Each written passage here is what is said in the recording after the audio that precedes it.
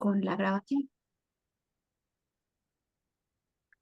Pues bienvenidas y bienvenidos a este taller eh, de cuento corto en nombre del Instituto Nacional Electoral y de la Organización Equidad de Género, Ciudadanía, Trabajo y Familia. Le doy la más cordial bienvenida y bueno, también le doy la bienvenida a Priscila, que será quien impartirá este taller. En un momento la presentaremos. Quiero compartirles que este taller se enmarca en la tercera edición del Concurso Nacional Tejiendo Redes Ciudadanas por Juventudes Diversas, que es un concurso convocado por el INE y por Equidad de Género, y en el cual les invitamos a participar en alguna de las 4 categorías que tenemos en el concurso, que son ilustración digital, video corto, poesía y evidentemente cuento corto, que es en el taller que nos encontramos hoy. La convocatoria está vigente en este momento y cerrará el 13 de octubre y hay 5 temáticas en las que ustedes pueden participar. La primera de ellas es ejercicio del voto de las juventudes, la segunda, liderazgos juveniles y su participación en causas sociales, la tercera, estrategias para impulsar los liderazgos y alianzas de las mujeres jóvenes en los espacios de toma de decisiones, la cuarta, participación política de las juventudes en los medios digitales, que es ciberactivismo y también prevención de la violencia digital, y finalmente, la participación de las juventudes en nuestro pasado proceso electoral 2023-2024. Entonces, bueno, que sepan que este taller se enmarca en este concurso. Igual al final volveremos a reiterar la información del concurso y en el chat les estaremos compartiendo la liga de la convocatoria. Sin más, les doy nuevamente la bienvenida y les cedo la palabra a Gabriela. Muchas gracias. Muchas gracias, Mirta. Hola a todas y a todos. Qué bueno que están acá y que se animaron a estar en el taller de cuento corto. Yo les voy a presentar de manera muy breve a Priscila. Bueno, ella es Priscila Palomares, va a estar con nosotros toda la sesión de hoy. Es originaria de Monterrey. Le apasiona escribir historias que exploran los límites entre la violencia, la culpa y el cuerpo. Su viaje en este mundo literario comenzó con un reconocimiento en el 2017, cuando su novela breve titulada Champú ganó el premio Laboratorio Convocatoria en Nuevo León y la publicó la Universidad Autónoma de Nuevo León. Este logro fue seguido por la publicación de Ecografías en el 2019 con la editorial Cuadribio. Aunque dedica su tiempo a escribir siempre que puede, su sustento viene del trabajo en la defensa de los derechos humanos laborales y de las personas LGBTIQ+, colaborando estrechamente con México Igualitario. También se desempeña como docente en la Universidad de Claustro de Sor Juana, en el Colegio de Derecho, donde disfruta enormemente los diálogos con sus estudiantes. Fue feminista y ahora no lo sabe, así nos lo comenta, y dice que es una Swiftie que confesa y que incluso impartió masterclass en donde ha analizado las letras de las canciones de Taylor Swift a través de la lente de la poesía confesional. Y bueno, si quieren conocer un poco más del trabajo de Priscila o seguirla en sus redes sociales, la pueden encontrar como arroba Prispalomares con doble S, y ahorita en el chat les compartimos de nuevo sus redes para que la puedan seguir y conocer más de su trabajo. Y pues bueno, muchísimas gracias, Priscila, por andar acá con nosotras en el taller, y pues adelante, tienes toda tu sesión. Muchas gracias, Gaby, y muchas gracias, Mirta, por esta gran oportunidad. Estoy muy contenta de estar aquí. Bueno, pues ya me presentaron. Mi nombre es Priscila, me gusta que me digan Pris, y el día de hoy voy a estar impartiendo el taller de cuento corto. Yo me dedico a 2 cosas, a la escritura y también al derecho. Tengo formación en ambas cosas, en literatura y en derecho, entonces qué mejor que combinar estas dos a través de la convocatoria del INE. Bueno, pues eso, estoy muy contenta de estar aquí. Primero, antes de presentarles, me encantaría escucharles a ustedes, que se presenten y que me digan pues su nombre, sus pronombres y su signo zodiacal.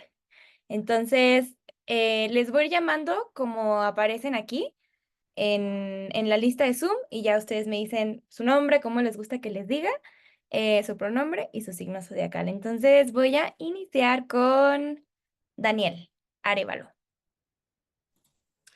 Hola, hola, soy Daniel, me gusta que me digan Dan, soy Piscis y mis pronombres son él.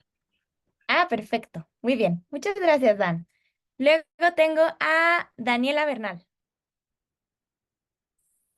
Hola, Hola. mi nombre es Daniela Bernal, pero me gusta que me digan Dani y soy Leo.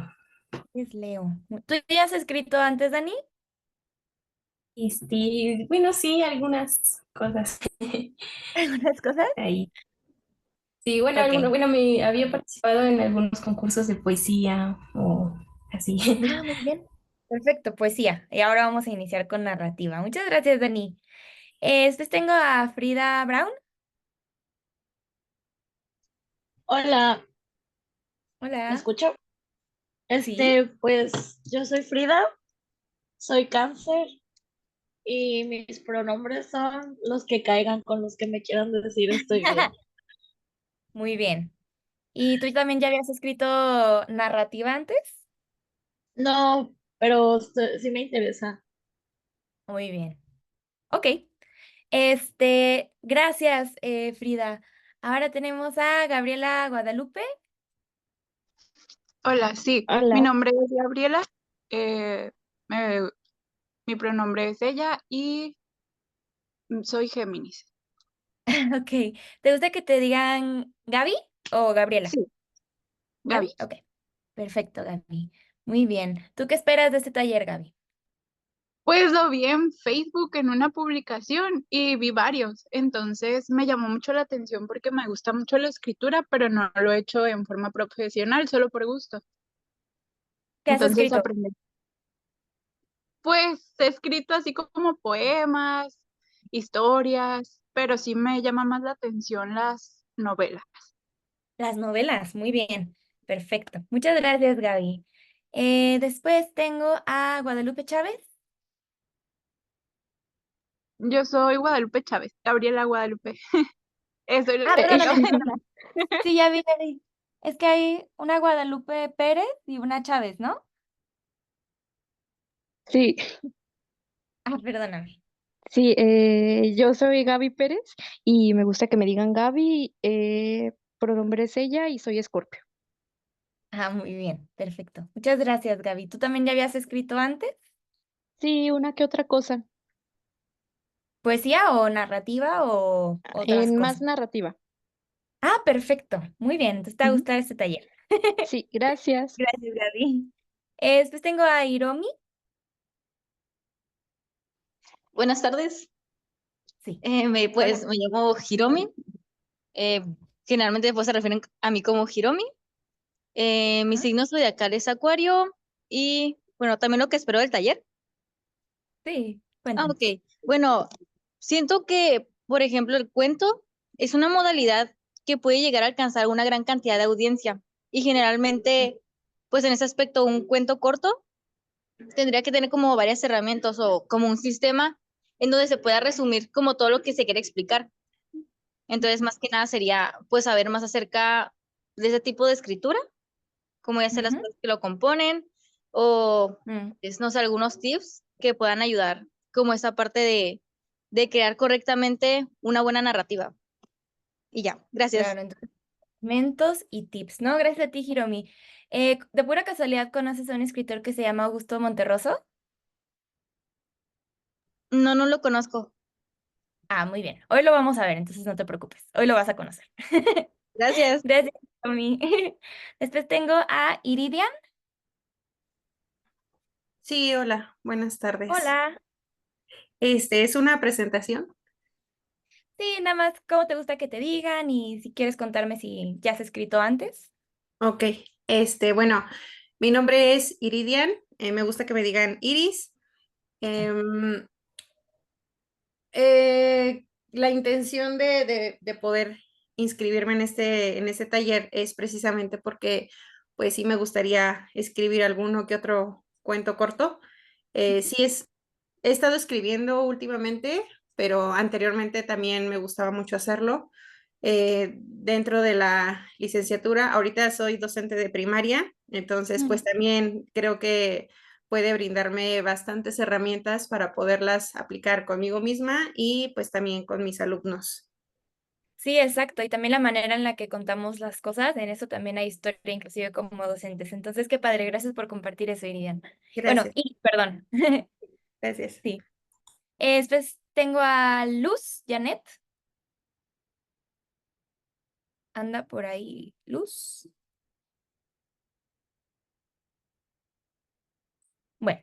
Vamos con, bueno, Mirta ya la conocemos del INE y nos queda Omar. Hola, buenas tardes. Hola. Me gusta que me digan Omar, mis pronombres son ella, soy Piscis y pues me interesó mucho este taller porque siento que se puede abarcar mucho con la parte del cuento corto y sobre todo el potencial, ¿no? De contar historias en un breve, se va a decir, lapso y cómo cautivas, ¿no? A las personas que te van a leer y no, nunca he escrito nada, pero se escucha interesante. Ok, muchas gracias, Omar. Y sí, cautivar a las personas desde el principio, de una manera rápida. Muy bien, muchas gracias, Omar. Tenemos a Rosita.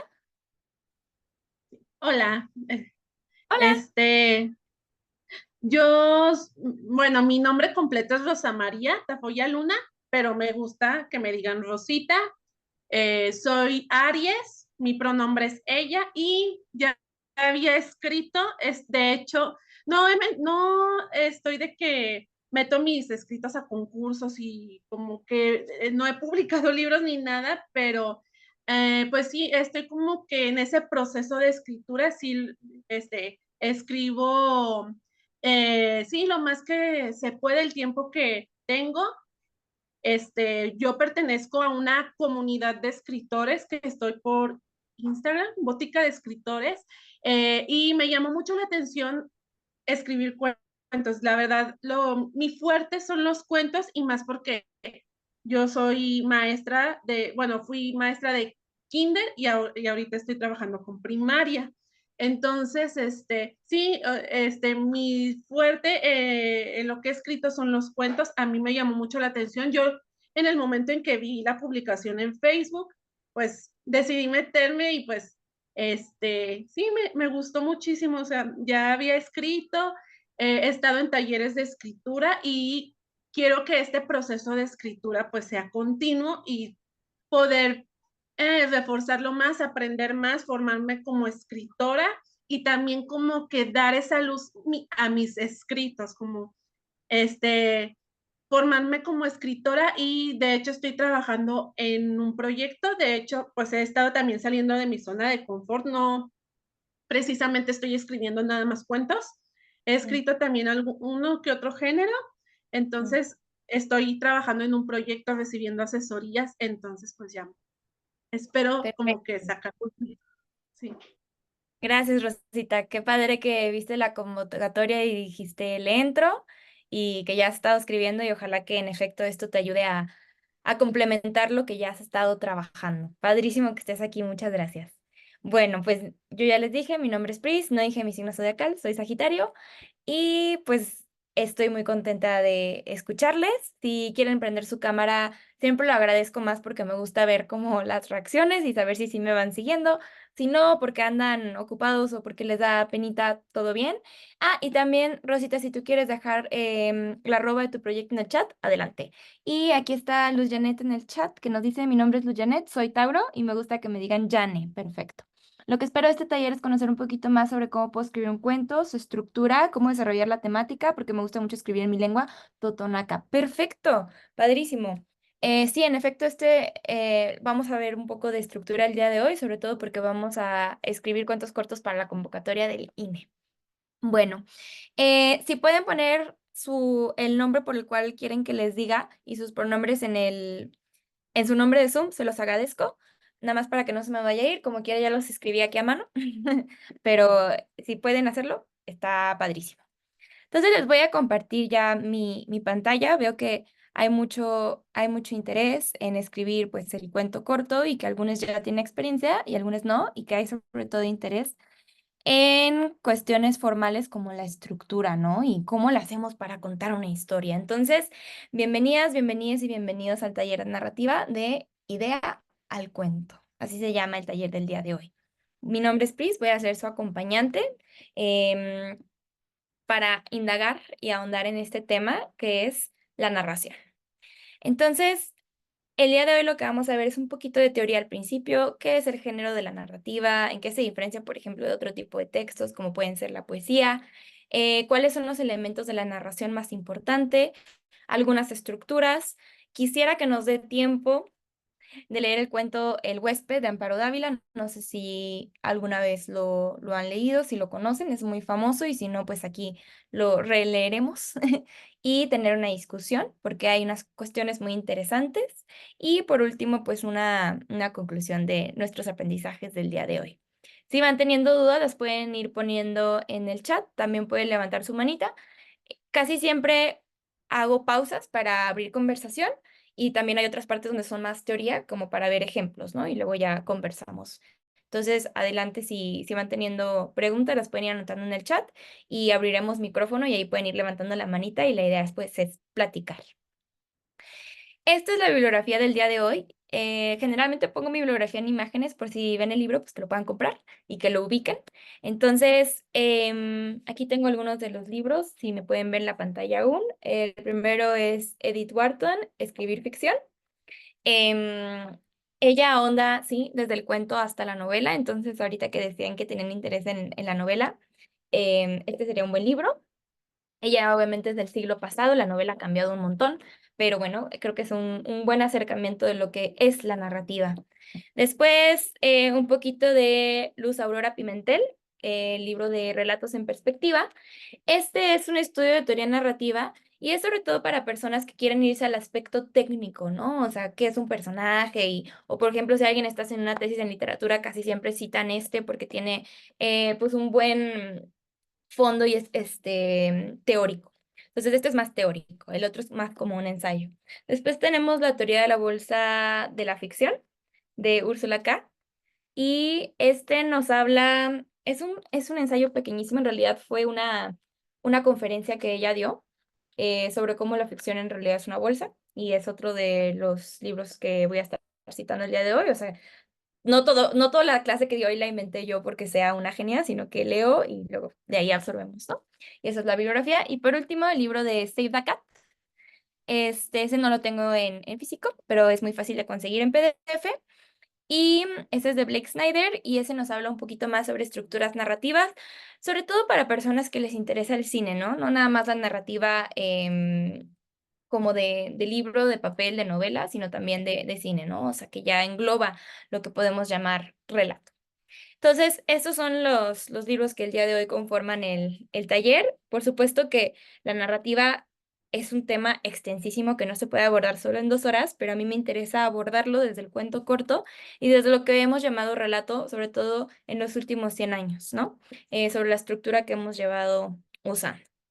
Entonces, bueno, esta es la bibliografía. Y sin más, iniciemos el taller. ¿Por qué narrar? ¿Por qué queremos escribir una historia? ¿Qué es una historia? ¿Por qué queremos contarla? ¿Y desde cuándo queremos escribir historias? Estas son preguntas que hay que tener en mente cuando queremos empezar a escribir un cuento. ¿Por qué tenemos esta necesidad humana? Porque parece que es una necesidad humana. Desde que ha existido la cultura, también ha existido la narración. Ejemplo de ello son desde las cavernas, ¿no? O sea, donde en las cavernas tenemos estas figuras de personas que están cazando mamuts y están contándonos una historia. También el primer registro que tenemos de narrativa, ahora sí, ya llevándolo de la imagen al papel, a la escritura, pues sería la Ilíada y la Odisea. Ese es nuestro primer punto de partida donde alguien dijo, voy a escribir todo esto. Y no es que antes no hubiera historias, siempre había historias, a veces las pintaban, la Ilíada y la Odisea, para quienes saben, pues eran canciones, ¿no? Que se juntaban alrededor de la fogata y cantaban las canciones, y entonces se contaban la guerra de Troya, ¿no? O el pasaje de Odiseo. Y son una manera en la que hemos construido nuestra cultura y de hecho nuestra misma visión de lo que es la humanidad. Entonces, ¿por qué contamos historias? ¿Por qué es tan necesario contar historias? A mí me gusta mucho este ejemplo de Margaret Atwood, donde ella dice, bueno, imagínense que estamos en, no sé, en un contexto más primitivo, hace miles de años, y una persona cruzó un río y el río tenía cocodrilos. Entonces, cuando cruzó el río, le contó a las personas del otro lado, oigan, crucé el río, había cocodrilos, fue súper difícil, me dio miedo y esta fue la herramienta que usé para poder cruzar. Y entonces se enteran y aprenden a cruzar el río después, ¿no? De regreso. Entonces, esa es una función muy elemental de la narrativa y es que la narrativa nos salva, nos enseña a vivir cosas sin tener que vivirlas, aunque suene un poco absurdo, ¿no? Nos hace crear, tenemos la capacidad humana, que es creo que solamente humana, porque pues no me parece que esté comprobado que un perro pueda hacer lo mismo, por ejemplo, de poder imaginar sin tener que vivirlo y entonces vivirlo a través de la imaginación. Y por eso sentimos cosas por seres que no podemos tocar como Ulises o en la Odisea, ¿no? O como Patroclo en la Ilíada o como Héctor. Entonces, eso es lo que hace la literatura. La literatura nos da una entrada a sobrevivir, ¿no? Eso nos diría Margaret Atwood. Y esa es una explicación. Yo soy más de la idea de que cada quien le tiene que dar una respuesta a estas preguntas. Yo les estoy dando como solo un punto de vista. Ustedes nos pueden, después de escribir mucho o después de reflexionar más en esto, podrán encontrarle muchas más aristas. Otras personas nos pueden decir, bueno, ¿por qué narrar? Porque que de ahí sale un poco el storytelling, ¿no? Porque alguien puede estar dando una presentación, no sé si como yo, ¿no? En el trabajo, estás dando una presentación, tú presentas datos, la gente no se memoriza los datos. Tú presentas una historia, la gente la recuerda, porque las historias tienen un componente emocional y somos seres emocionales y entonces podemos recordar más información aprendiendo. Entonces alguien le podría decir, bueno, porque es más eficiente. Independientemente de la historia que queramos o la teoría que queramos agarrar, no podemos negar que las historias han estado en la humanidad siempre. Y son una característica humana. Contamos historias. No importa que alguien no sea un escritor profesional y no tenga una máquina de escribir, contamos historias todo el tiempo, inclusive cuando estamos con amistades, nos juntamos a contar historias. Entonces, es una habilidad única que tenemos y la hemos tenido desde siempre. Y eso nos lleva a qué es una historia. Y la historia, em, yo diría que es una secuencia, ¿no? Porque también hemos hecho poesía, pero la poesía es un poco distinta, ¿no? ¿Cuál es la diferencia entonces entre narrar y hacer una poesía? Luego hay híbridos, ¿no? Porque la Ilíada y la Odisea eran tanto poesía, porque era una canción, como una historia, y después se van dividiendo los géneros. Pero eso no es una conversación que tendremos hoy, yo feliz de tenerla, pero ¿cuál sería como ahí la diferencia? Bueno, eso nos lleva a la discusión de los géneros literarios. Los géneros literarios se dividen casi siempre en tres, en narrativa, lírica y dramática. La narrativa cuenta una historia a través del punto de vista de un narrador y aquí entra la novela, el cuento, la fábula, los minicuentos, las novelas, las telenovelas también podrían entrar en este tipo de género. El género lírico, de hecho yo también diría los TikToks pueden entrar en el género narrativo, muchos. El género lírico que ya tiene, que es más de transmitir sentimientos, pensamientos, emociones y esos no tienen un narrador, tienen un yo poético. Aquí entran los sonetos, las canciones de Taylor Swift, las odas, los poemas. Y por último tenemos el género dramático y esta es una historia que se cuenta a través de puros diálogos de personajes. Entonces aquí ya es el teatro, ¿no? La comedia, la tragedia, la tragicomedia. Y estos son los géneros literarios que en los principales en los cuales se divide pues la literatura. Y el día de hoy nos vamos a centrar aquí en el narrativo porque vamos a explorar pues el narrador. También a mí me gusta mucho la poesía y sé que algunos de ustedes y algunas de ustedes escriben poesía. Y yo diría que una de las principales diferencias, si nos queremos poner estrictos con esta teoría, porque también hay híbridos de nuevo, pero es que la poesía evoca. La poesía evoca un sentimiento, una memoria, te hace revivir un momento y la narrativa cuenta, ¿no? Y va a haber una secuencia y va a haber una racionalidad casi que obligatoria para poder sostener lo que estás diciendo. Entonces, esa es un poco como la grande diferencia. La lírica también, a mí me gusta mucho esto que dice esta Marie Guric, ¿no? La poesía es una pregunta sin respuesta y es darle una vuelta, ¿no? Un poco más filosófico el asunto. La narrativa va a tener una pregunta, pero a veces sí se llega a la respuesta.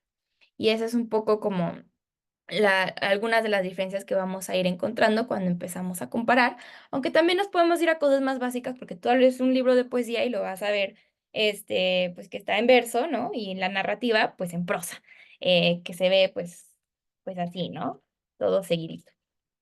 Entonces, esas son un poco como las diferencias. Aquí doy una pausa para ver el chat. No sé si alguien tiene alguna duda, comentario. Vamos bien, me pueden hacer así en su pantallita, yo les estoy viendo. ¿Estamos bien? Muy bien, gracias, Omar. A ver, aquí en el chat. Todo bien, todo perfecto. Gracias, Dan. Gracias, Hiromi. Muchas gracias. Entonces seguimos. Esa es solo una pequeña introducción del género narrativa. Y indaguemos un poquito más. ¿Cómo entonces pasamos de una idea a un cuento? Porque sí hay una diferencia entre hablar en ideas y hablar en cuentos. Cuando yo hablo en ideas, yo estoy dando argumentos, yo estoy dando datos. No estoy diciendo que eso esté mal, ¿no? Está perfecto cuando alguien puede fundamentar una PowerPoint en datos, pero no es lo que se te queda en la cabeza. No te vas a grabar un número, pero sí te vas a grabar una emoción. La gente no se va a acordar de qué dijiste, sino de cómo le hiciste sentir, ¿no? Que es una frase como muy famosa. Y lo que hace el cuento es que sí te va a hacer sentir a través de una narrativa. Entonces, ¿cómo pasamos de una idea que puede ser, quiero que seas feliz, a un cuento, ¿no? Donde eso ya va a ser real. O cómo pasamos de una idea de debes de ser responsable a una narrativa como lo es, no sé, El Rey León, que al fin de cuentas se trata de ser responsable, ¿no?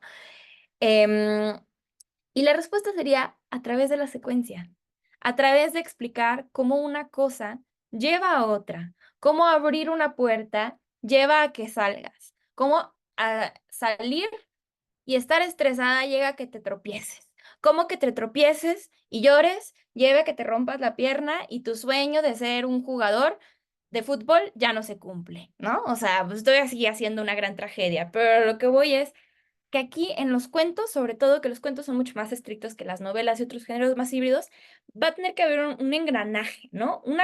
Tu punto A tiene que llevar a tu punto B.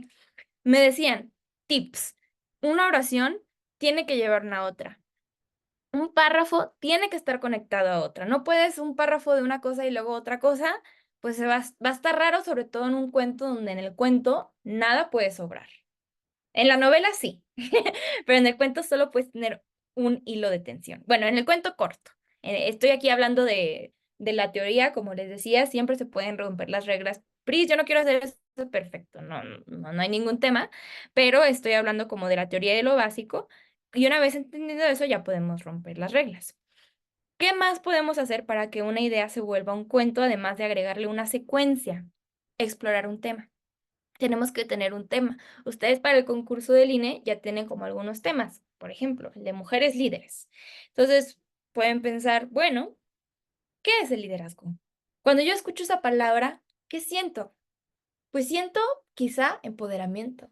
Tal vez yo siento miedo porque no me considero una líder, ¿no?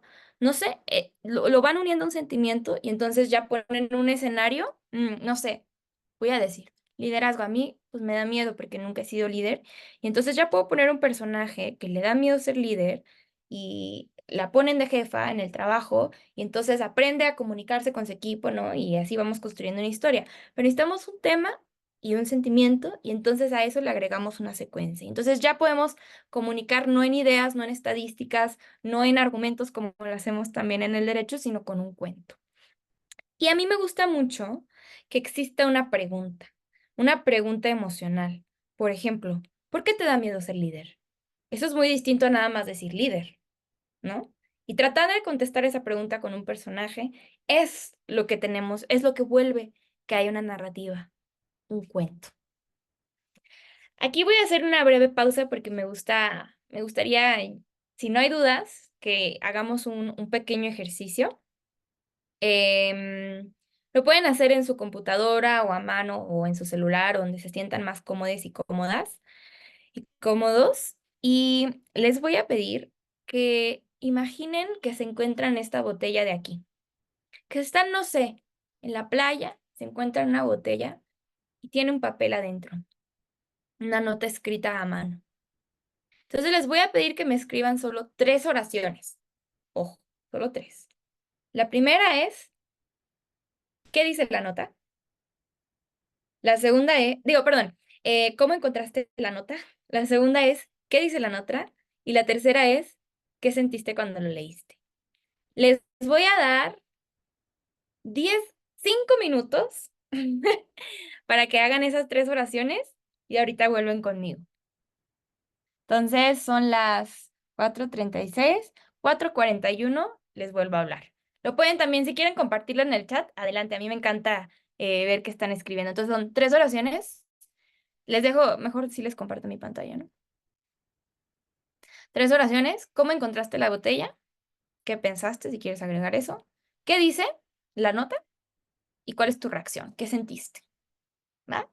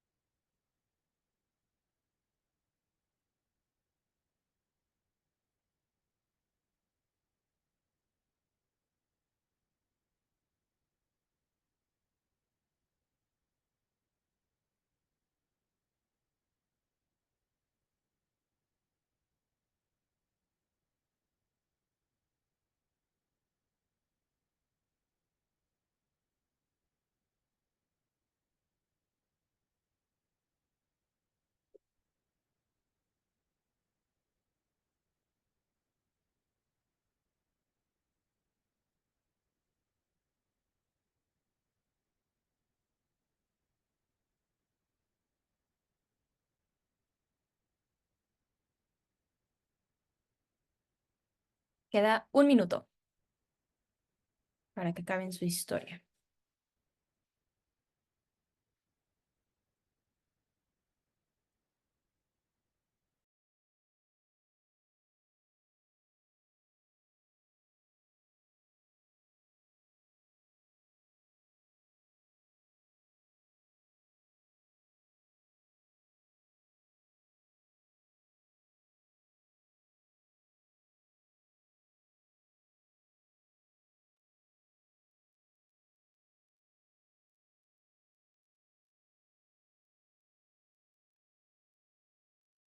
Y listo. Ya son 4:41. Si aún no acaban, pueden seguir escribiendo. Si van acabando, pueden ir prendiendo su pantallita. Y pido una persona voluntaria que nos quiera compartir sus 3 oraciones. Pueden levantar la manita y les doy la palabra.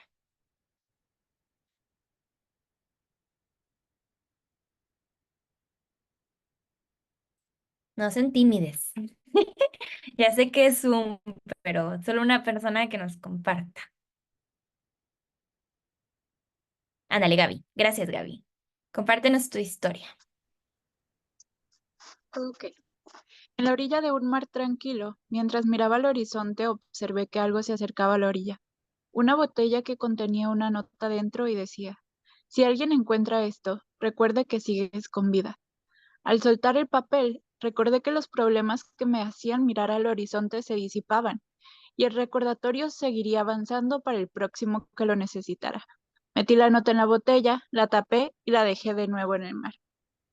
Un aplauso para Gaby. Muy bien. Muchas gracias por compartir. Ven, ese es un ejemplo perfecto porque iniciamos con una atmósfera, podemos imaginar dónde está caminando, lo que encuentra, y encuentra entonces este mensaje de que le hace sentir, uy, lo que yo pensaba que era un problema no es tan grande, ¿no? Y me gusta ese final de que lo vuelve a dejar para que alguien más lo agarre, entonces puede seguir siendo como un cuento de nunca acabar. Entonces, en 3 oraciones ya tenemos un cuentito, una narrativa, ¿no? Y tenemos estos elementos que les había estado comentando, que tiene que ver, no nada más es una acción tras acción, sino también hay un sentimiento, ¿no? Y casi siempre hay algo que podemos compartir, y en este cuento de Gaby, que se va a seguir compartiendo, que es lo que dice la notita. Muchas gracias por compartir, Gaby. Em, ok, aquí tenemos otro ejemplo. Nada más, ¿alguien tiene algún comentario del cuento de Gaby? Ok, si no lo pueden dejar ahí en el chat. Gaby, mil gracias por compartir. Vamos a leer aquí el de Arlet. ¿Quieres que yo lo lea, Arlet, o quieres leerlo tú?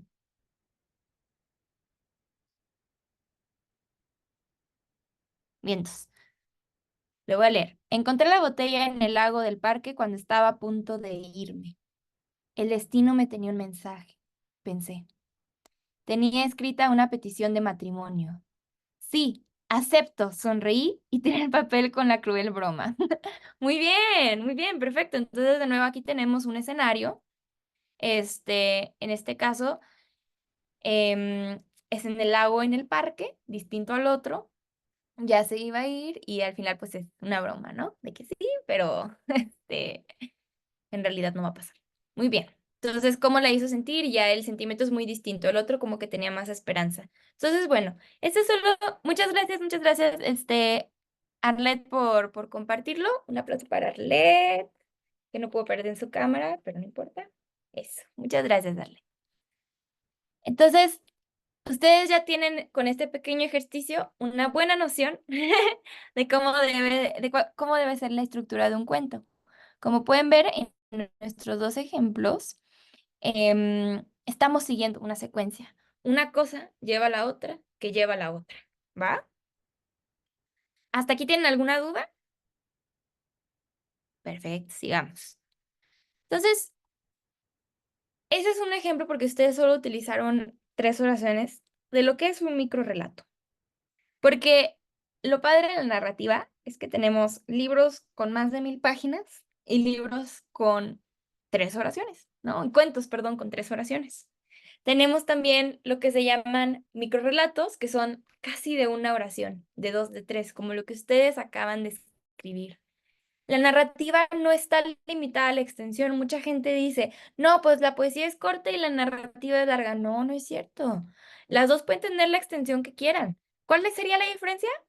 Que la narrativa va a tener una secuencia. Eso significa que si la poesía tiene una secuencia y no es poesía, no. Pero la narrativa sí va a necesitar una secuencia. Una cosa tiene que llevar a la otra para explorar un tema, una emoción. Y les quiero leer uno de los cuentos más pequeños del mundo, el de Augusto Monterroso, que levante la mano si alguien ya conoce a Augusto Monterroso, para ver si nos quiere dar una pequeña ¿no? Ok, entonces sigamos. Vamos a leer el cuento más pequeño del mundo. No sé si Omar me puedes ayudar a leerlo, pero es el siguiente. Chipi. Cuando despertó, el dinosaurio todavía estaba allí. Fin. Augusto Monterroso. Un aplauso para Omar, muchas gracias. Exacto. Este es uno de los cuentos más pequeños del mundo. Y lo leemos y puede ser bastante simple. Es un cuento muy, muy, muy, muy, muy famoso. Em, Omar, a mí me gustaría saber, tú que lo leíste, ¿qué te imaginaste? Que otro dinosaurio estaba viendo al dinosaurio dormido, entonces, o sea, despertó, lo vio y fue como de, sigues ahí, volver a dormir. Ok. Dos dinosaurios. Muy bien. Gracias, Omar. Rosita, ¿tú qué te imaginaste?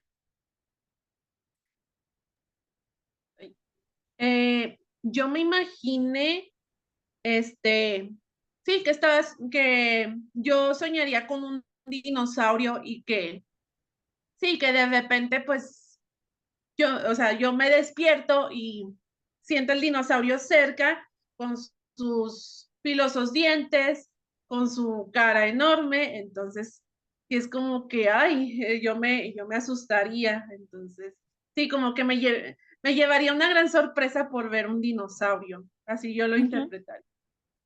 Muy bien, Rosita. Omar se imaginó dos dinosaurios y tú te imaginaste en el relato con el dinosaurio. A ver, Iris, ¿tú qué te imaginaste? Yo me imaginé como un sueño, pues de miedo. ¡Qué O sea, miedo! bueno, como estar acostada y ver ese dinosaurio, pero como con un aspecto feo. Y entonces otra vez dormir y despertar y volver a verlo. Muy bien, es como un dinosaurio como más monstruoso, ¿no? Ajá. Sí, sí Más me de dio miedo. terror. Exacto. Muy bien, gracias, Iris. Pues ven, nada más estas tres personas que las agarré de conejito de indias porque tienen la cámara prendida, gracias. Son versiones súper distintas. Y este cuento, mini cuento, tiene tesis enteras. Sobre todo fue muy famoso en México por una interpretación mexicana. A ver si la pueden imaginar. Ahorita les doy la respuesta.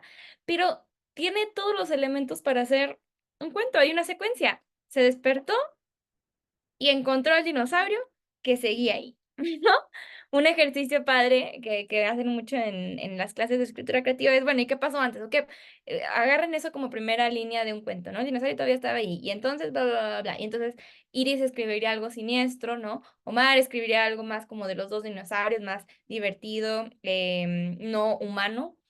Rosita escribiría, bueno, pues que ella se despierta desde una primera persona. Entonces, el cuento da por mucho, les digo que tiene tesis enteras sobre este relato, que cuenta con la secuencia, que es un microrelato, aunque solo es una frase, porque de nuevo la extensión no es importante, o no es algo que tiene que caracterizar a la narrativa.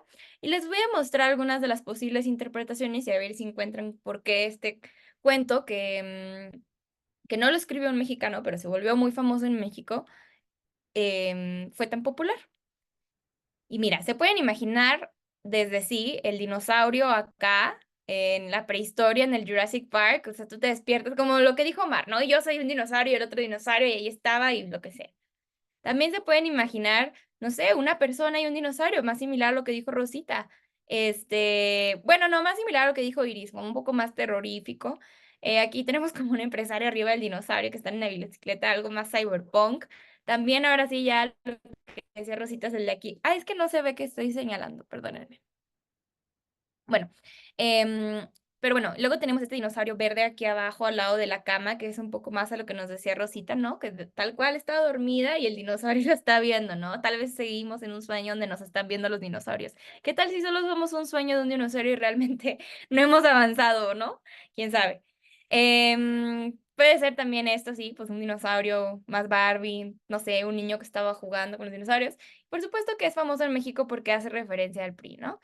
Cuando despertó el dinosaurio todavía estaba ahí, que es una lectura pues más política de un partido que estuvo mucho tiempo en el poder y por ende podría caber en esta interpretación. Hay una tesis entera. Independientemente a cuál sea la narrativa o la interpretación que queramos darle es un cuento versátil, ¿no? Puede tener muchas, muchas, muchas interpretaciones y tiene una secuencia y les va a hacer imaginar. Es un cuento que te puedes memorizar, que lo pueden llevar a todos lados y va a abrir un montón de discusiones porque puede ser cualquier cosa.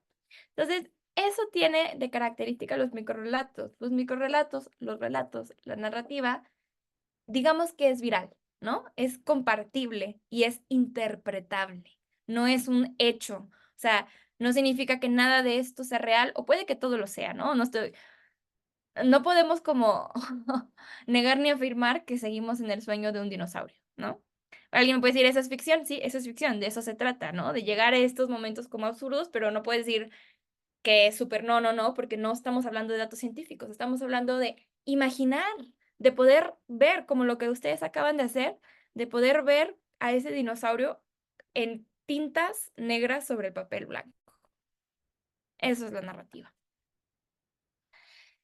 Y esto nos lleva a que sí es importante cómo contamos una historia, porque la podemos contar de muchas maneras. Y aquí es donde ya vienen los tips y la técnica. ¿Cómo la cuentas? Hace toda la diferencia en lo que estás contando. O sea, tú puedes contar la misma historia de dos maneras muy distintas y una puede ser memorable y la otra no. Y aquí hablamos de cómo acomodamos una secuencia. ¿Con qué palabras vamos a utilizar para acomodar esa secuencia? Entonces, vamos a ver esta misma historia, que de hecho la saqué de un TikTok de una chica que se llama @Katie. No es mía. Pero bueno, es una chica que estaba contando como su día al despertarse y la narré de dos maneras distintas. La primera es utilizando y después, ¿no? Porque yo digo secuencia y tú puedes decir, entonces es secuencia, pues voy a utilizar la palabra y después.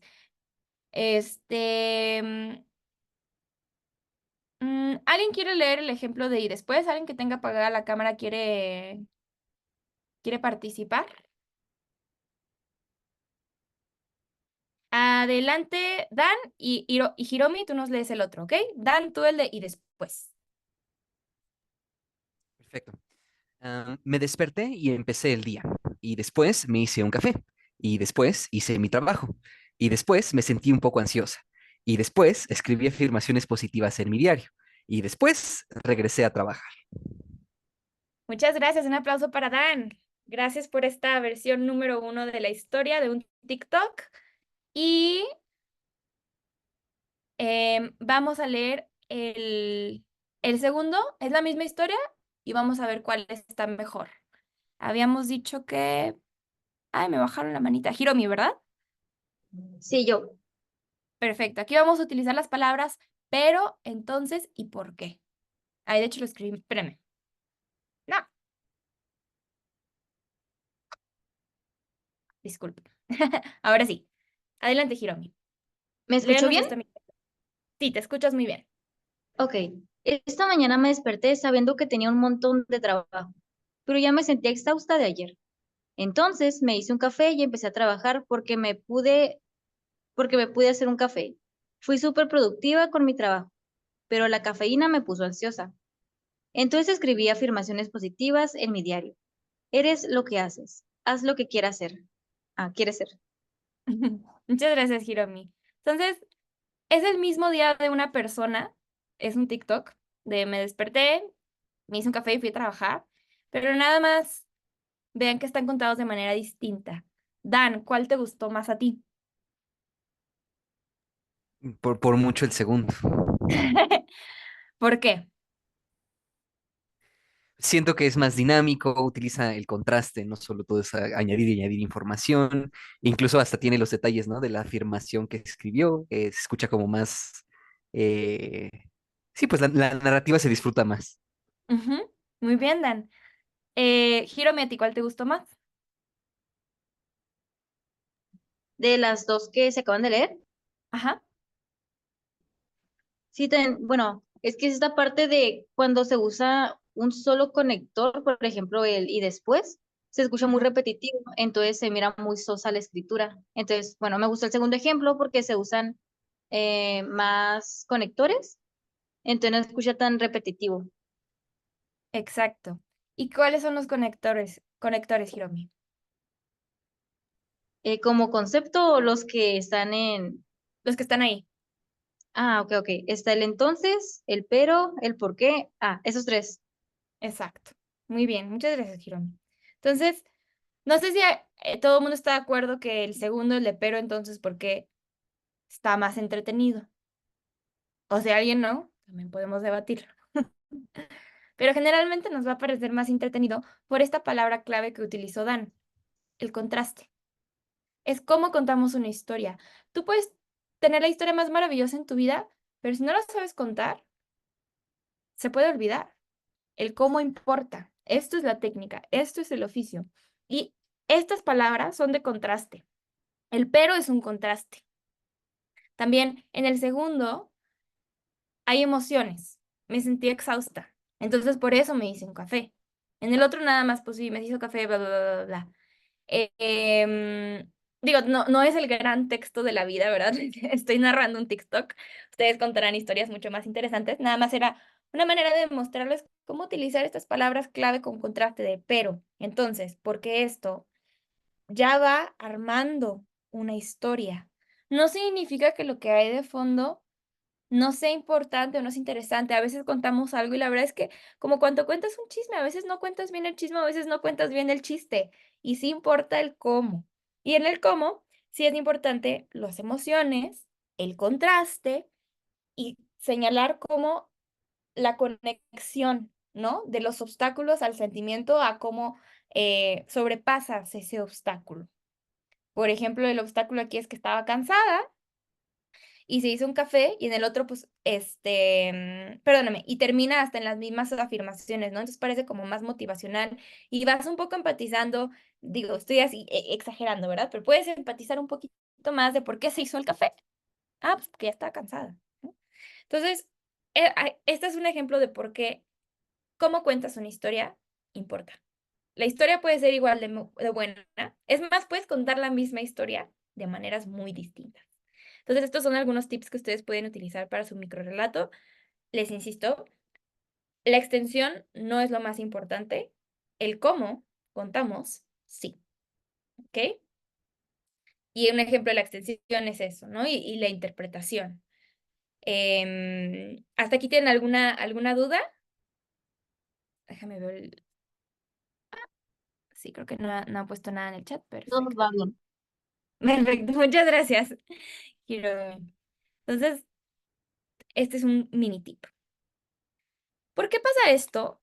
Porque, ok, yo sé que yo dije que la narrativa son secuencias, y sí son, pero hay una diferencia entre una acción y una emoción. ¿Cuál creen que sea la diferencia entre una emoción y una acción? No sé si alguien que pueda levantar la mano y compartirnos.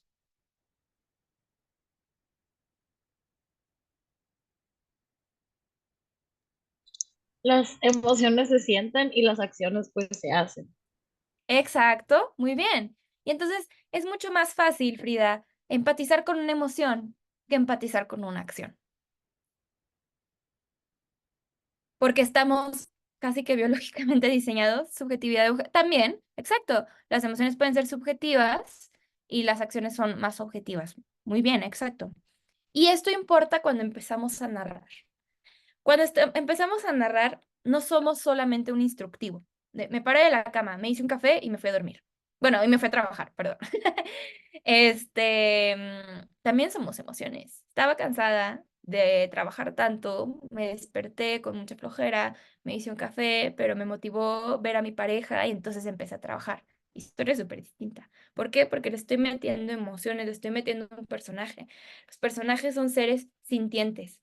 Creo que alguien, bueno, me parece a mí que Pixar es un ejemplo excelente de cómo narrar con emociones. Pongo este ejemplo porque me parece pues muy básico y accesible las películas de Disney, pero me parece que lo hacen muy bien, aunque sean películas, tienen algo narrativa y saben poner la emoción encima de la acción. Saben narrar con una emoción. Y pongo aquí el ejemplo de Buscando a Nemo, que si bien la película se llama Buscando a Nemo, la historia no es de Nemo, es del papá, que se llama Merlín o Marlín, Merlín, bueno, Merlín creo, aunque es un pez payaso, pero bueno, el Merlín, ¿sí la vieron? Sí, sí, ¿verdad? No es tan vieja todavía, sí, ok, perfecto.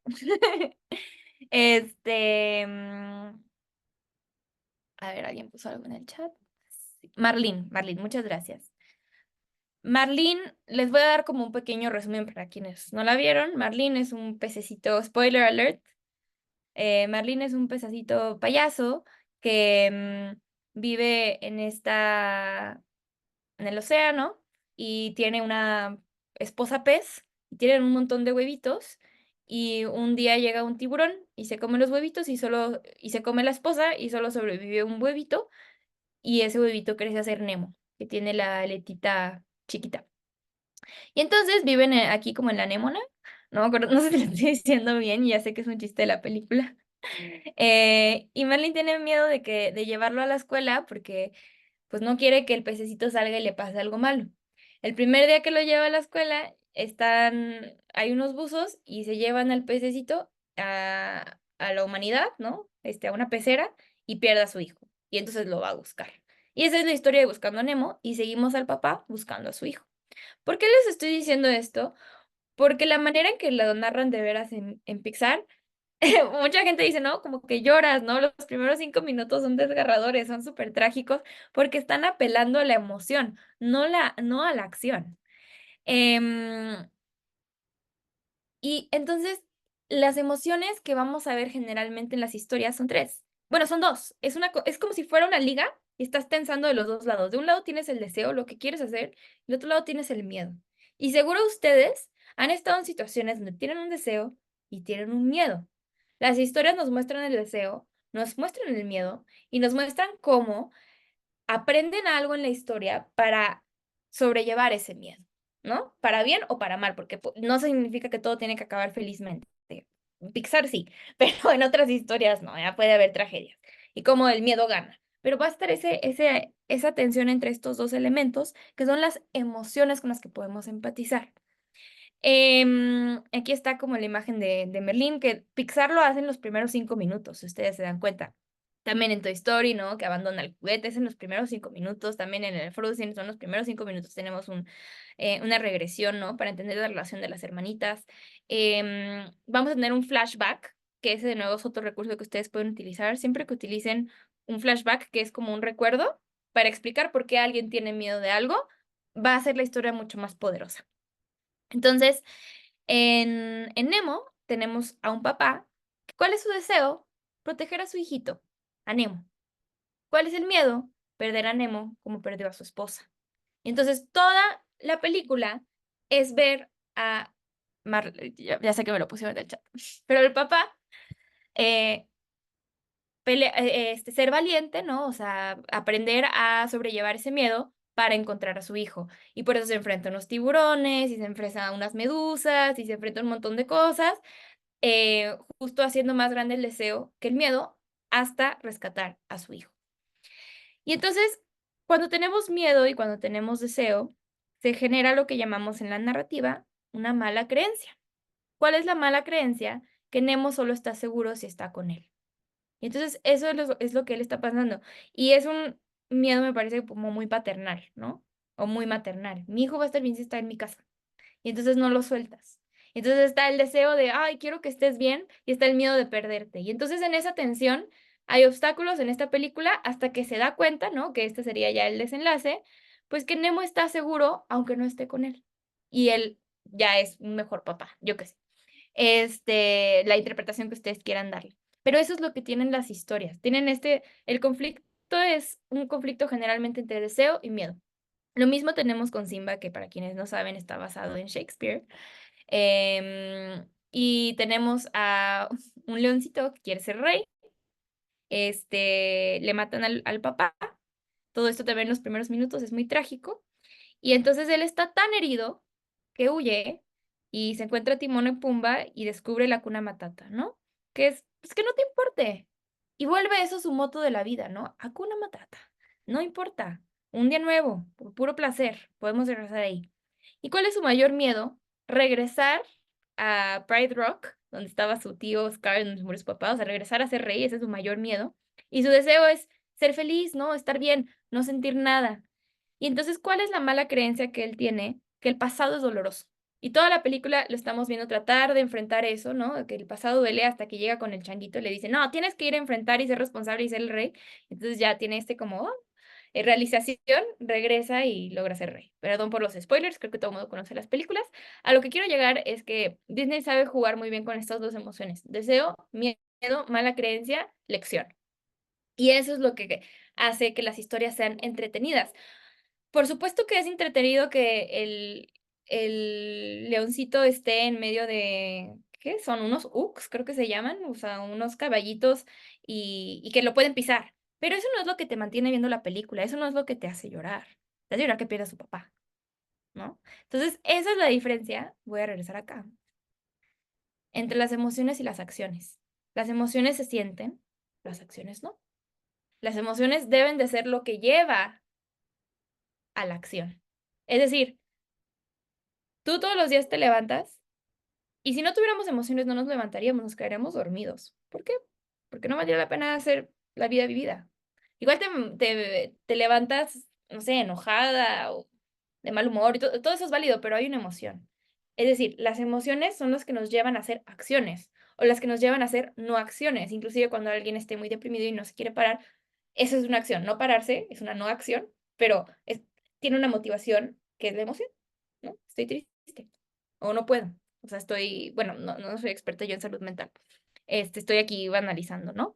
Pero lo que voy es, no debe de haber una acción si no hay una emoción. Y las emociones tienen que tener un desarrollo de personaje que les lleva a enfrentar su miedo para llegar a su deseo y entender cuál era la mala creencia que estaban teniendo de la vida. Así es como se debe hoy en día narrar una historia. No sé si hasta aquí tienen dudas o comentarios antes de irnos a aspectos un poquito más técnicos. Les leo en el chat también. No hay dudas. Gracias, Hiromi. ¿Qué piensas, Hiromi? ¿Estás de acuerdo? Claro. No, sí, pues sí, esa parte, ¿no? De que las personas puedan sentir alguna emoción respecto a lo que están, bueno, viendo, leyendo, dependiendo del formato, ¿verdad? Porque, no sé, obviamente las cosas que tienen como mayor impacto emocional, ya sea tanto triste como de felicidad, son las que más se recuerdan. Por ejemplo, ¿quién no recuerda del Rey León? ¿Quién no recuerda la escena donde su papá muere? Porque en alguna, no sé, en algún momento todas las personas se ha fallecido alguien de su familia, o incluso se sienten identificados con ese momento, ¿no? Que quedan a la deriva de la situación, que sería el leoncito. Entonces, pues el hecho de que haya una carga emocional ayuda a que sea un poco más comprensible la escena y a la vez que sea un poco más, no sé cómo decir, pero que queda como permanente en la memoria. Exacto. Sí, y eso, o sea, es que llegaste justo al punto. Recordamos emociones, no recordamos acciones. Es lo que más recordamos como humanos porque estamos casi que diseñados para eso. Y por eso es tan efectivo. Y aunque no se te haya muerto alguien, ¿quién no le tiene miedo a la muerte, no? O sea, sí sientes como, ay, qué gacho que se me muera alguien, no te lo imaginas, sientes gacho porque empatizaste con el Simba, con el leoncito. No te acuerdas tanto de los hooks ahí que están corriendo, o sea, no es tanta la acción lo que se nos queda en la memoria, sino sí la emoción, que no volvemos a esta frase. No te acuerdas lo que una persona dijo, te acuerdas lo que te hizo sentir. Y así lo narramos, ¿no? Cuando, no sé, nos cortan, ¿no? Nos acordamos más de cómo nos hizo sentir una persona cuando tuvimos un noviecito o lo que sea, que en realidad la palabra exacta que dijo. Frida, y también es instintivo, exacto. También el narrar de esta manera lo es exacto. Estamos yendo, y eso tiene la narrativa de potencial, llegando a cosa súper intuitiva, ¿no? O sea, súper em, animalesca, ¿no? O sea, súper primitiva de sentir, porque el sentir es sobrevivencia. Desarrollamos una emoción, un cerebro que siente para sobrevivir, y lo que hace la narrativa es evocar esos sentimientos, ¿no? O sea, picar esos botones. Y entonces recordamos. Muy bien. ¿Alguien más tiene algún comentario? ¿Están de acuerdo? ¿No? ¿Tienen otro ejemplo que quieran compartir? ¿Les hace sentido? ¿Sí? ¿Sí, Omar? Vientos. Muy bien. Entonces, este sería la segunda lección. No hay acción si no hay emoción. Si tú no me estás explicando por qué la persona se levantó de la cama, no me va a importar esa acción. Si tú me dices, hijo, es que hoy iba a ser su primer día de trabajo y siempre había querido tener este trabajo, entonces yo voy a decir, ya entendí por qué se levantó de la cama. Y para eso sirven las memorias y para eso sirve todo el tiempo estar conectando la emoción con la acción. Y eso va generando pues una secuencia. Muy bien. Y siempre les digo que hay algo que el personaje como que, sobre todo en Pixar y en Disney, ¿no? Hay algo que el personaje como que no entendía de la vida y al final lo entiende. O sea, que es el miedo, ¿no? Que el miedo no dejaba ver, no lo dejaba atrapar este deseo que el personaje tiene. Y bueno, esa es la fórmula Pixar de Disney que me parece que es muy buena. No es la única fórmula, pero me parece que es una de la cual podemos agarrarnos si estamos empezando a escribir. Y entonces esto nos lleva a los elementos de una narración. Yo ahorita les puse ejemplos de películas, porque las películas también tienen narración, pero también quisiera ahondar un poquito más en los elementos que puede haber o las herramientas que ustedes pueden utilizar al momento de escribir, porque ahorita es para un concurso. Entonces, algo que siempre hay que tener en mente cuando estamos leyendo y cuando estamos escribiendo es como, ¿para qué me están contando esta historia? ¿Qué es lo que me quieren decir? No es una instrucción de la vida, no es un porque si fuera un instructivo, pues me compro un instructivo, pero no, es una historia, tiene que haber emoción. ¿Pero por qué me están contando esto? ¿Por qué me están haciendo sentir esto? ¿Por qué? Em, ¿Por qué están explorando este tema y por qué es importante complejizarlo? Y esas van a ser las dos preguntas que ustedes tienen que ir resolviendo conforme ustedes van narrando. ¿Por qué quiero contar esta historia y por qué quiero explorarla?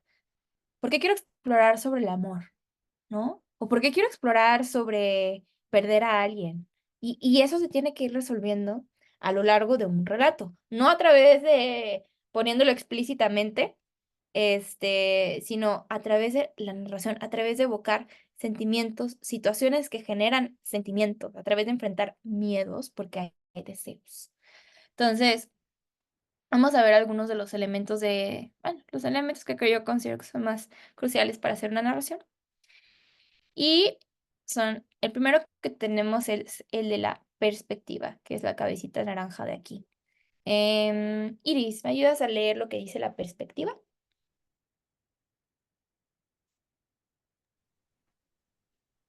Es el punto de vista que genera un discurso. También genera velocidades. Aquí se elige la primera, segunda y tercera persona. Tip, no cambiar de pop. Muy bien, muchas gracias, Iris. Entonces, la perspectiva es la cámara, ¿no? ¿Qué estoy viendo? ¿Desde los ojos de quién? ¿Desde el punto de vista de quién? Que eso es ese es el POV, el punto de vista. Yo ahorita los estoy viendo a ustedes, pero ustedes me están viendo a mí, no estamos viendo la misma cosa. Entonces, cuando ustedes van a empezar a narrar, tienen que decir, bueno, ¿desde quién voy a narrar esta historia? Desde una persona que siempre había querido escribir y el día de hoy se metió a un taller de cuento con Pris y no le gustó porque X, ¿no? O desde el punto de vista de Pris, ¿no? El día de hoy tenía mucho trabajo, pero me encanta dar talleres de literatura, entonces decidí tomarme un super café para poder dar este taller y lo he disfrutado un montón, no sé, pero ven, la narrativa puede cambiar. Entonces, digo, el punto de vista cambia y tienen que siempre elegir desde quién voy a contar esta historia. De nuevo con el tema de mujeres líderes. Bueno, una persona que quiere ser líder no puede, ¿cuál sería su miedo? ¿Cuál sería el deseo? Alguien que ya es líder y entonces aprende a ser líder en conjunto con otra persona porque en realidad no era alguien que supiera colaborar, no sé, pero lo más importante que tienen que elegir es punto de vista. Que si fuera como una película, ¿cuál es la cámara? ¿Qué voy a estar viendo? ¿Qué están viendo esos ojos? Y no cambiarlo, ¿no? Tienes que avisar cuando lo vas a cambiar, pero el microrelato es elegir un solo punto de vista.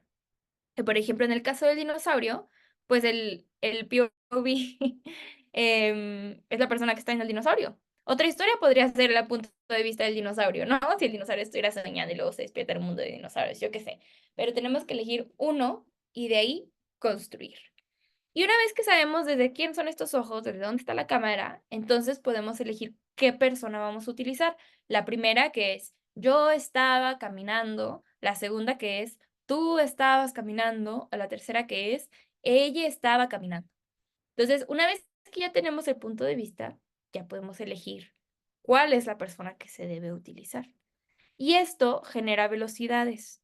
Cuando está en primera, podemos ser mucho más lentos. Cuando está en segunda es mucho hacia la acción, ¿no? Es menos hacia la emoción, que eso también es algo que si ustedes han leído ya cuentos, se van a dar cuenta. Y bueno, pues el tip es no cambiar de punto de vista. Elegir un punto de vista. ¿Quién va a narrar esto? ¿Qué es lo que está sintiendo? Y entonces vamos a poder desentramar un poquito. ¿Por qué me están contando esto? Ah, porque está triste y va a aprender, bla, bla, bla, lo que sea. Entonces, tip número 1, la perspectiva. Elemento número 2, Rosita, ¿me ayudas a leer este de acá, que es el tiempo? Sí, dice, es la cronología de la secuencia que define el inicio de una historia, así como su final. Esto termina por determinar la estructura lineal, circular, etcétera. El orden, pasado, presente, futuro. Gracias, Rosita. Entonces, la perspectiva lo que puede hacer es que no sé si les ha pasado que ustedes están leyendo un libro y son de que 5 páginas describiendo 1 minuto. Y también puede ser en una oración describir 1 minuto. Entonces, la perspectiva lo que hace es que tiene este control de la velocidad. Pero el tiempo ya tiene que ver con la cronología, con la secuencia, no de qué tan rápido se siente, sino de dónde inicio y dónde acaba una historia. Si ustedes imaginan su vida, y ustedes quieren contar una anécdota, eligen un inicio y un final. Si ustedes se imaginan su vida y quieren contar la historia de una ruptura, el inicio, el final. Y casi siempre el inicio no es el día que conocieron a la persona que fue su pareja, sino me estaba sintiendo, voy a yo inventar, me estaba sintiendo sola, entonces abrí un Tinder. Y entonces el primer persona que vi le quise hablar y yo ya estaba vulnerable y ese es el inicio, ¿no? Y tenemos un flashback y entendemos la motivación de por qué quiso abrir el Tinder, ¿no? O igual y salió muy bien y se casaron, yo qué sé. Pero sí entender como la motivación detrás de la primera acción que hay. Y entonces eso ya nos ayuda a entender el inicio, el final. Y entonces, cuando ya sabemos el inicio y el final, ya podemos utilizar distintas estructuras. Lineal, como una flecha, ¿no? De así, o sea, en orden cronológico. O también puede ser circular, que el inicio es el final, ¿no? Y entonces, de que llegas al mismo lugar. No sé, hay cosas como mucho más complejas. Martín Solares tiene una novela sí, un libro que se llama Dibujo una novela, y el orden pues siempre puede estar cambiando. Y eso ya depende de ustedes. Por ejemplo, en el de Buscando a Nemo, no es cronológico y los de Pixar casi no van a ser cronológicos porque casi siempre inician con un flashback, con una historia del pasado que nos explica por qué van a tener miedo los personajes, ¿no? Y nos va a ayudar a empatizar con los personajes. Y entonces, aquí ya podemos elegir si lo contamos en pasado, en presente, en futuro. ¿A qué me refiero con esto? En pasado, ella había sacado la bolsa de basura, presente, ella sacó la bolsa de basura, futuro, ella sacará la bolsa de basura. Entonces aquí ya estamos hablando de los tiempos. En el otro era la cámara, los ojos, tu personaje, qué persona, primera, segunda, tercera, y aquí ya hablamos de el tiempo, no cómo se siente la velocidad, sino el tiempo. Si la vida es una tela larga, ¿dónde la cortas, no? Y esa es tu historia, porque no podemos contar toda la vida, ¿verdad? Tenemos una cuartilla o 2 o 3, 2 horas en las películas, entonces tenemos que cortar la tela. Y esto es el tiempo, que es nuestro segundo elemento. Después tenemos el tercer elemento. Omar, ¿me ayudas con este, que es el entorno?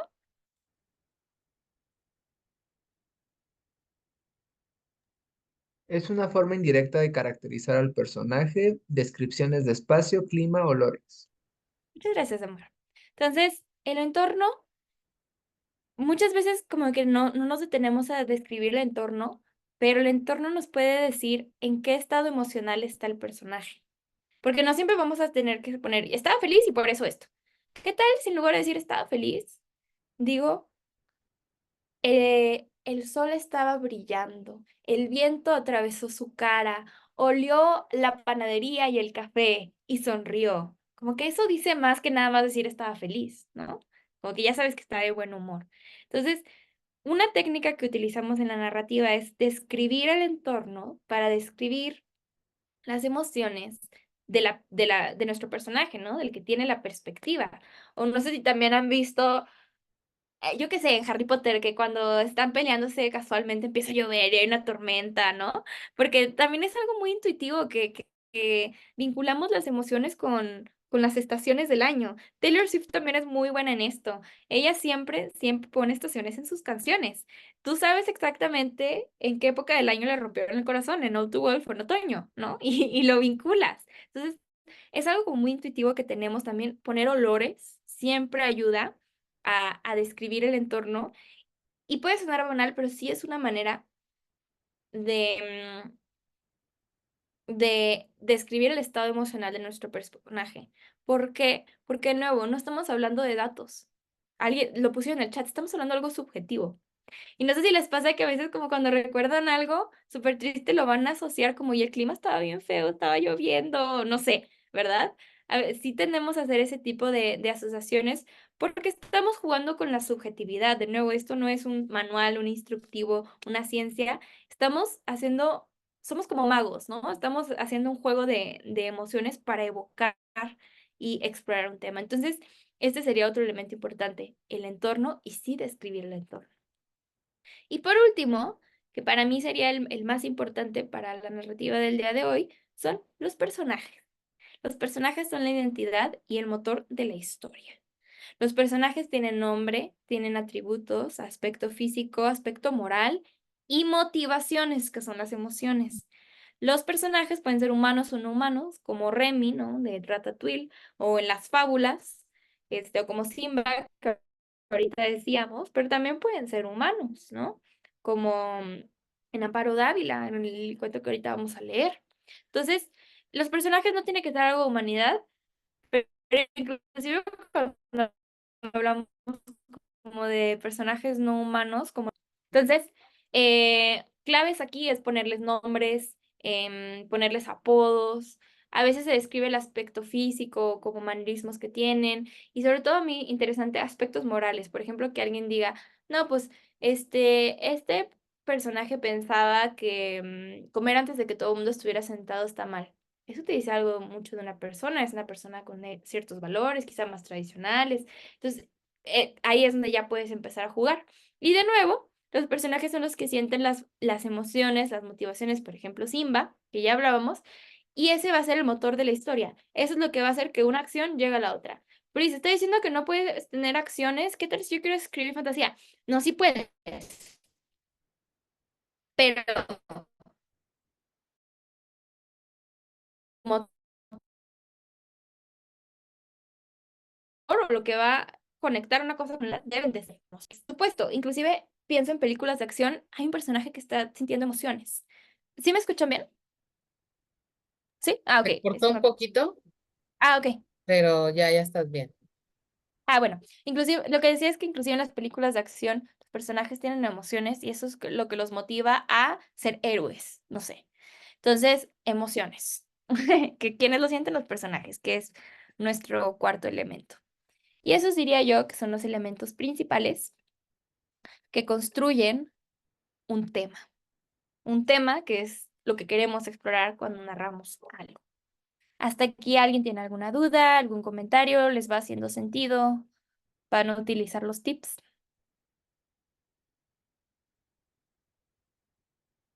Aquí está el chat.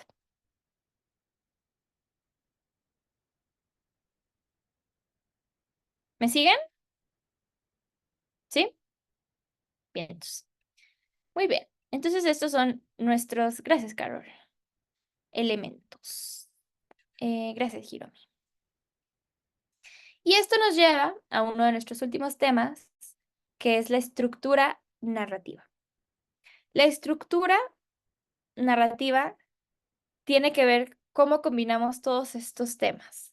Una estructura muy famosa que probablemente ustedes ya conocen es la del viaje del héroe.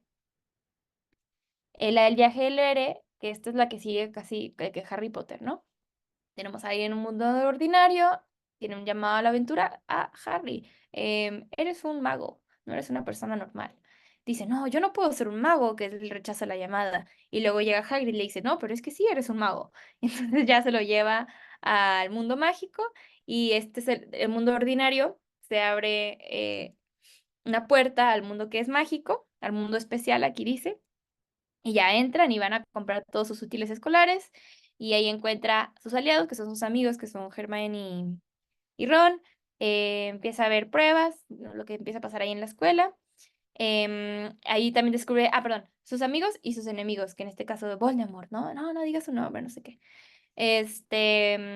Después ya hay un primer reto. Es que hace mucho que no veo Harry Potter, pero bueno, hay un primer reto y una primera amenaza de Voldemort, no me acuerdo bien qué hace. Em, Después ya está este momento como que es como, sí, voy a pelear contra él. Sí, sí, cuando piensan que es Snape. Y luego, no, sí, voy a pelear contra él, no sé qué.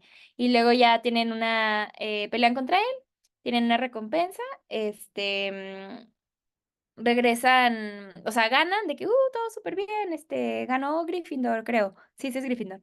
Regresan a una persecución final y ya. O sea, regresa a su mundo normal, ¿no? A su mundo con los muggles otra vez. Entonces, este es el viaje no me sé muy bien la película de Harry Potter, sí me acuerdo mucho del principio, pero ahorita recordé, probablemente olvidé algunos detalles, pero el punto es, esta es una estructura muy clásica, la podemos encontrar sobre todo en fantasía, y de nuevo, lo que está llevando a Harry Potter a hacer una cosa y la otra es la emoción, ¿sí? Es la emoción de sentirse rechazado porque sus tíos lo tratan horrible y entonces cuando alguien lo llama a la aventura, pues dice, por fin es mi momento de brillar, ¿no? Y de nuevo, todas las acciones nos están mostrando una emoción que desarrollan el personaje, que al principio él pensando que era una persona súper irrelevante y que iba a ser infeliz toda su vida, pues se da cuenta que es la persona más especial y más importante de este mundo mágico y regresa como mucho más fortalecido. Entonces, esta es una estructura narrativa. Hay un montón, ustedes pueden crear la suya. Le pueden tomar foto a esto, pueden googlear el viaje del héroe y lo van a encontrar. También tenemos la estructura aristotélica, que es la que generalmente se utiliza en las películas. La estructura aristotélica tiene 3 actos, el primero, el segundo y el tercero. El primero es la introducción, el segundo es el desarrollo y el tercero es la conclusión o el desenlace. Esto que generalmente dura 1 hora y media, 90 minutos, y lo puedes dividir 30 minutos, 30 minutos, 30 minutos. Me parece que el Rey León encaja mucho más en este tipo de estructura aristotélica. Mucha gente divide esa estructura aristotélica en 5, sobre todo últimamente en Hollywood. Vamos a ver que inician en el acto 1, que es como este flashback, como lo hace Pixar. Voy a agarrar otra vez el ejemplo de Nemo, que ya hemos estado hablando, que es como, ay, le mataron a la esposa, y luego el conflicto. Y el conflicto que es que se llevan a Nemo, y entonces todo lo que hace Merlín para conseguirlo, que pelear a las medusas, que pelear al tiburón y que pelear, no me acuerdo cuál es la última pelea que tiene. Sí, cuando ya sale al dentista y no lo encuentra, ya ahí tenemos nuestro clímax, que es como cuando ya lo va a ver, y luego pasa una última cosa como en el excusado, y que no lo encuentra y está como perdido entre los peces, que es como el casi no lo lograron, pero luego ya lo logran, ¿no? Y aquí ya entra el tono moral y la historia y todo lo que Merlín descubrió sobre ser más tranquilo con Nemo y vemos que ya lo lleva a la escuela, pero ya no es sobreprotectivo. Entonces, algunas personas dividen estos 3 en 5. ¿Para qué? Para darle más tensión aquí al principio con un flashback para entender sus emociones y entonces ya después de eso llegar al conflicto y tener nuestro clímax, ¿no? Y esto no lo digo yo, lo dice la ciencia, ahora sé que sí. Y ustedes pueden ver películas y van a ustedes ver que el primer acto, entre los 25 y 30 minutos, van a ver que hay flashbacks, ¿no? Y vas a empezar a entender el personaje. Y luego vas a ver un punto de giro, que es cuando inicia la aventura. Es un poco también siguiendo esto. El punto de giro sería cuando entra al otro mundo. Ustedes van a ver, cuenten los minutos, la próxima vez que vean una película no muy, obviamente no muy hipster, ¿no? O sea, una película así como más comercial. Y cuenten los minutos y van a ver, va a haber un primer punto de giro en los 30 minutos, luego va a haber, casi siempre son como 3 batallas, como la que ahorita les dije, como los tiburones, luego las medusas y luego cuando sale el dentista, y eso va a durar como 60 minutos, y luego va a haber el segundo punto de giro, que es como cuando casi lo logra, pero no lo logra, y luego ya la conclusión en los últimos 25, 30 minutos. La mayoría de las películas de hoy en día siguen esta estructura.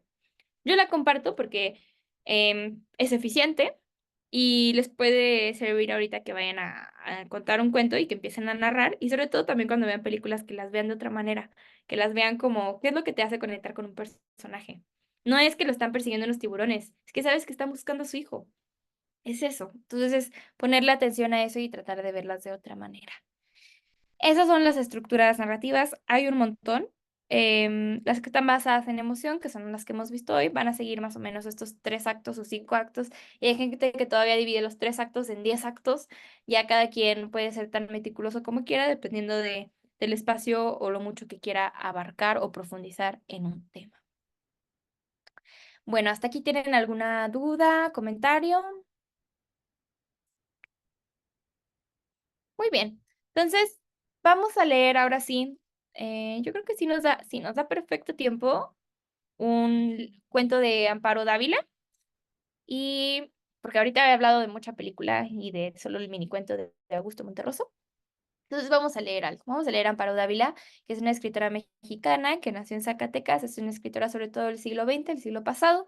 Su obra se destaca por tener elementos fantásticos y algo que a mí me parece interesante de su infancia es que de niña sus 3 hermanitos se murieron y creo que fue algo que le pegó mucho y creció viendo caravanas fúnebres que iban al cementerio.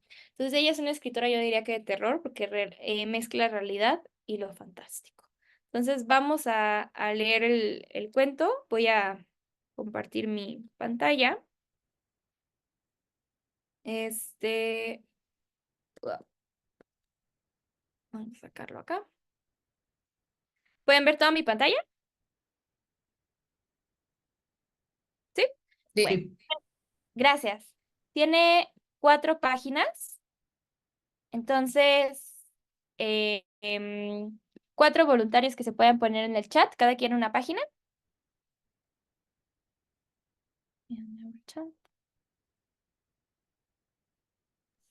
Se ve únicamente la presentación. Ah, ok, qué bueno que me dicen, ¿eh? Entonces,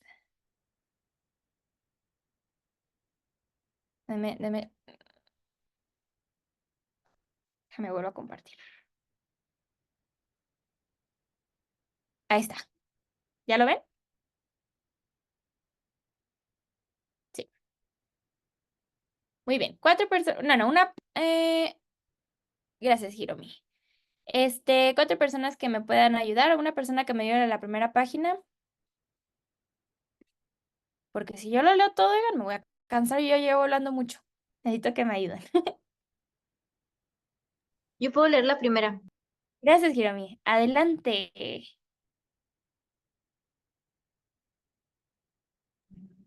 Nunca olvidaré el día en que vino a vivir con nosotros. Mi marido lo trajo de regreso de un viaje. Llevábamos entonces cerca de 3 años de matrimonio. Teníamos 2 hijos y yo no era feliz. Representaba para mi marido algo así como un mueble, pero se acostumbró uno a ver, ¿eh? Acostumbra uno a ver en determinado sitio, pero que no causa la menor impresión. Vivíamos en un pueblo pequeño, incomunicado y distante de la ciudad. Un pueblo casi muerto, a punto de desaparecer.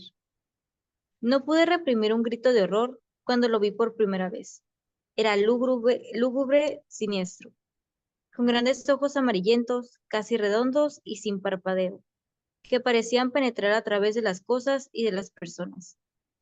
Mi vida desdichada, mi vida desdichada se convirtió en un infierno. La misma noche de su llegada supliqué a mi marido que no me condenara a la tortura de su compañía. No podía resistirlo. Me inspiraba desconfianza y horror. Es completamente inofensivo, dijo mi marido mirándome con marcada indiferencia. Te acostumbrarás a su compañía y, si no lo consigues, no hubo manera de convencerlo de que se lo llevara. Se quedó en nuestra casa. No fui la única en sufrir con su presencia. Todos los de la casa, mis niños, la mujer que me ayudaba a los quehaceres, su hijo, sentíamos pavor de él. Solo mi marido gozaba teniéndolo allí. Desde el primer día, mi marido le asignó el cuarto de la esquina. Era esta una pieza grande, pero húmeda y oscura.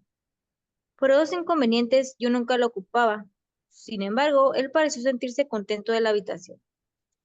Como era bastante oscura, se acomodaba a sus necesidades. Dormía hasta el atardecer y nunca supe a qué hora se acostaba.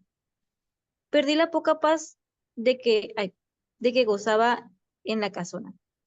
Durante el día, todo marchaba con aparente normalidad. Yo me levantaba siempre muy temprano, vestía a los niños que ya se llegaban. ¿Sigo? Solo termino la oración. Ok, que ya estaban despiertos. Les daba el desayuno y los entretenía mientras Guadalupe arreglaba la casa y salía a comprar el mandado. Gracias, Hiromi. Otra persona.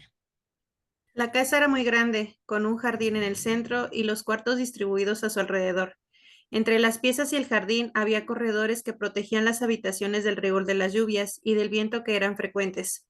Tener arreglada una casa tan grande y cuidado el jardín, mi diaria ocupación de la mañana era tarea dura, pero yo amaba mi jardín.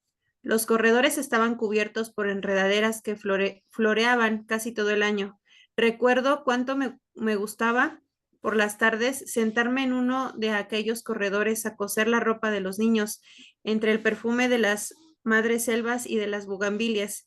En el jardín cultivaba crisantemos, pensamientos, violetas de los Alpes, begonias y heliotropos. Mientras yo regaba las plantas, los niños se entretenían buscando gusanos entre las hojas. A veces pasaban horas callados y muy atentos, tratando de coger las gotas de agua que escapaban de la vieja manguera. Yo no podía dejar de mirar de vez en cuando hacia el cuarto de la esquina. Aunque pasaba todo el día durmiendo, no podía confiarme. Hubo muchas veces que cuando estaba preparando la comida veía de pronto su sombra proyectándose sobre la estufa de leña. Lo sentía detrás de mí. Yo arrojaba al suelo, tenía en las manos y salía de la cocina corriendo y gritando como una loca. Él volvía nuevamente a su cuarto como si nada hubiera pasado. Creo que ignoraba por completo a Guadalupe. Nunca se acercaba a ella ni la perseguía. No hacia los niños y a mí.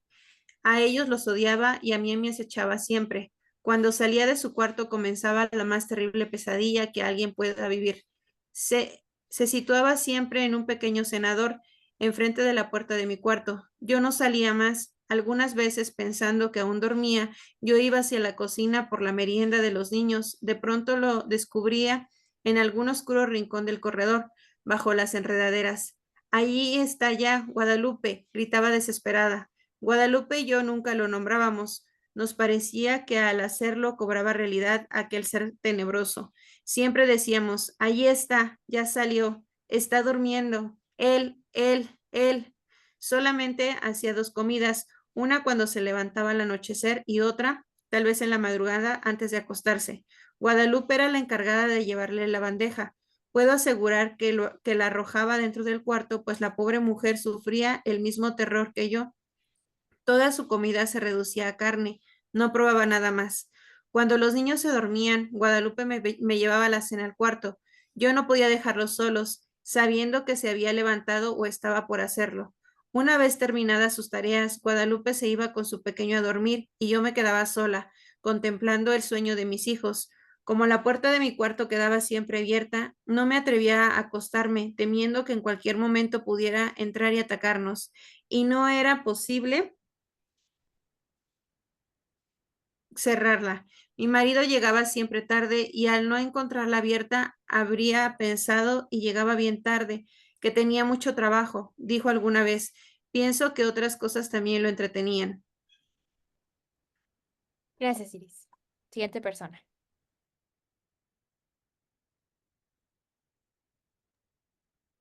Una noche estuve despierta hasta cerca de las 2 de la mañana, oyéndolo afuera. Cuando desperté, lo vi junto a mi cama, mirándome con su mirada fija, penetrante. Salté de la cama y le arrojé la lámpara de gasolina que dejaba encendida toda la noche.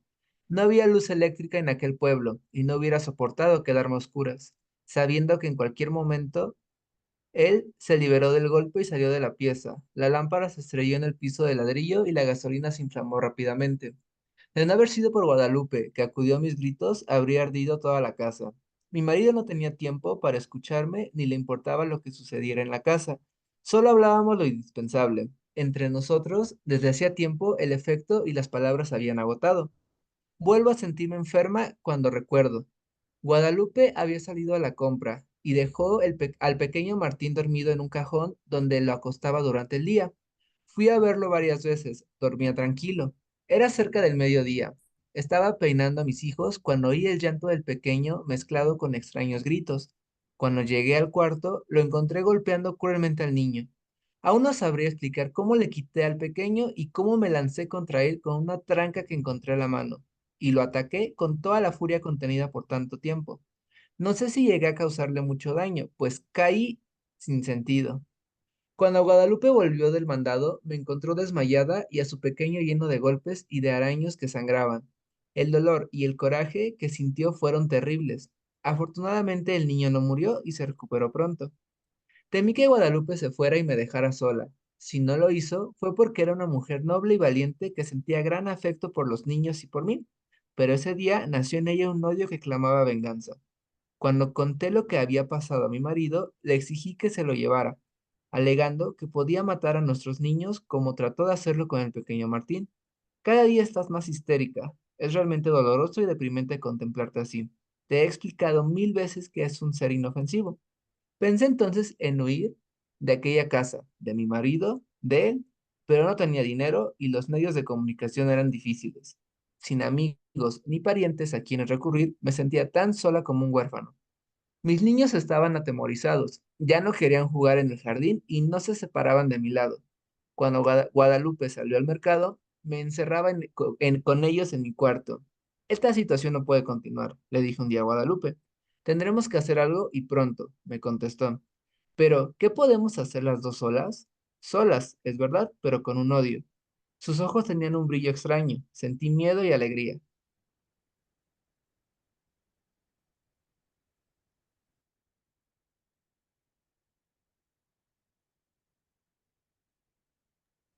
La oportunidad llegó cuando menos la esperábamos. Mi marido partió para la ciudad a arreglar unos negocios. Tardaría en regresar, según me dijo, unos 20 días. No sé si él se enteró de que mi marido se había marchado, pero ese día despertó antes de lo acostumbrado y se situó frente a mi cuarto. Guadalupe y su niño durmieron en mi cuarto y por primera vez pude cerrar la puerta. Guadalupe y yo pasamos casi toda la noche haciendo planes. Los niños dormían tranquilamente. De cuando en cuando oíamos que llegaba hasta la puerta del cuarto y la golpeaba con furia. Al día siguiente dimos de desayunar a los tres niños y para estar tranquilas y que no nos estorbaran en nuestros planes, los encerramos en mi cuarto. Guadalupe y yo teníamos muchas cosas por hacer y tanta prisa en realizarlas que no podíamos perder tiempo ni en comer. Guadalupe cortó varias tablas grandes y resistentes mientras yo buscaba martillo y clavos. Cuando todo estuvo listo, llegamos sin hacer ruido hasta el cuarto de la esquina. Las hojas de la puerta estaban entornadas. Conteniendo la respiración, bajamos los pasadores. Después cerramos la puerta con llave y comenzamos a clavar las tablas hasta clausurarla totalmente. Mientras trabajábamos, gruesas gotas de sudor nos corrían por la frente. No hizo entonces ruido, parecía que estaba durmiendo profundamente. Cuando todo estuvo terminado, Guadalupe y yo nos abrazamos llorando. Los días que siguieron fueron espantosos. Vivió muchos días sin aire, sin luz, sin alimento. Al principio golpeaba la puerta, tirándose contra ella, gritaba desesperado, arañaba. Ni Guadalupe ni yo podíamos comer ni dormir. Eran terribles los gritos. A veces pensábamos que mi marido regresaría antes de que hubiera muerto. Si lo encontrara así, su resistencia fue mucha. Creo que vivió cerca de 2 semanas. Un día ya no se oyó ningún ruido, ni un lamento. Sin embargo, esperamos 2 días más antes de abrir el cuarto. Cuando mi marido regresó, lo recibimos con la noticia de su muerte repentina y desconcertante. Gracias, Omar. Muy bien.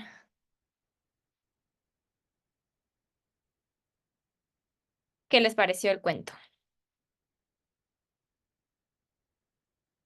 Una persona que me diga, en resumen, ¿de qué se trató este cuento?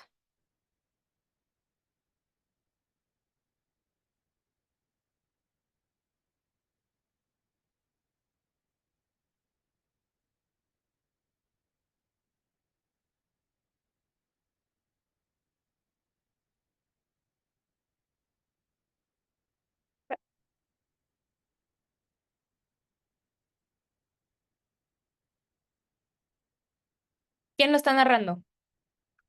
Ah, aquí en el chat. De un monstruo que vivía en una casa. Gracias, Fernando. Exacto. ¿Quién lo está narrando? La ¿Desde esposa. La esposa, exacto, es el punto de vista de la esposa. ¿Es una narradora en qué persona? Primera, segunda, tercera. Primera, exacto. Perdón, estoy acá viendo. De un monstruo, ajá, creo que no entendí. ¿Era un monstruo? Ah, esa es una buena pregunta, Frida. Entonces es una esposa que está viviendo ahí en su casa y un día llega su esposo y trae al huésped y a la esposa le cae bien o le cae mal el huésped. No le cae bien, exacto, Iris. No, no es fan del huésped. Mal, exacto, Hiromi. Y está también ahí Guadalupe, que es la mujer que hace la trabajadora del hogar. Y no saben qué hacer con el huésped, ¿verdad? Porque le cae mal. Un día el huésped agrede al niño de Guadalupe y entonces dicen ellas, tenemos que tomar cartas en el asunto. ¿Y qué hacen hacia el final? ¿Qué le hacen al huésped? Lo dejan sin comer. Lo dejan sin comer, exacto. Lo encierran y lo matan, exacto. Ese es el cuento. Y ahora yo les tengo una pregunta a ustedes. ¿Qué imaginaron? ¿Qué vieron? ¿Quién es el huésped? ¿Qué imaginaron que es? Ahora sí me gustaría que me compartan.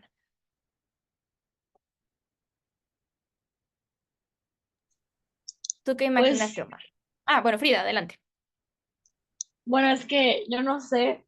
En un principio creí que a lo mejor el supuesto huésped o monstruo era como el mismo marido, pero no sé si borracho, cansado, o cuando se ponía violento o algo así. Pero luego al final dijo que regresó, entonces ya, ya no supe. No, muy bien, Frida. Exacto. Sí puede ser como puede representar como la violencia doméstica. Esa puede ser una gran interpretación. Hiromi pensó lo mismo. Pensaste lo mismo de que era el esposo, ¿verdad? Cuando llegaba quizá borracho y que esto es una historia de violencia doméstica.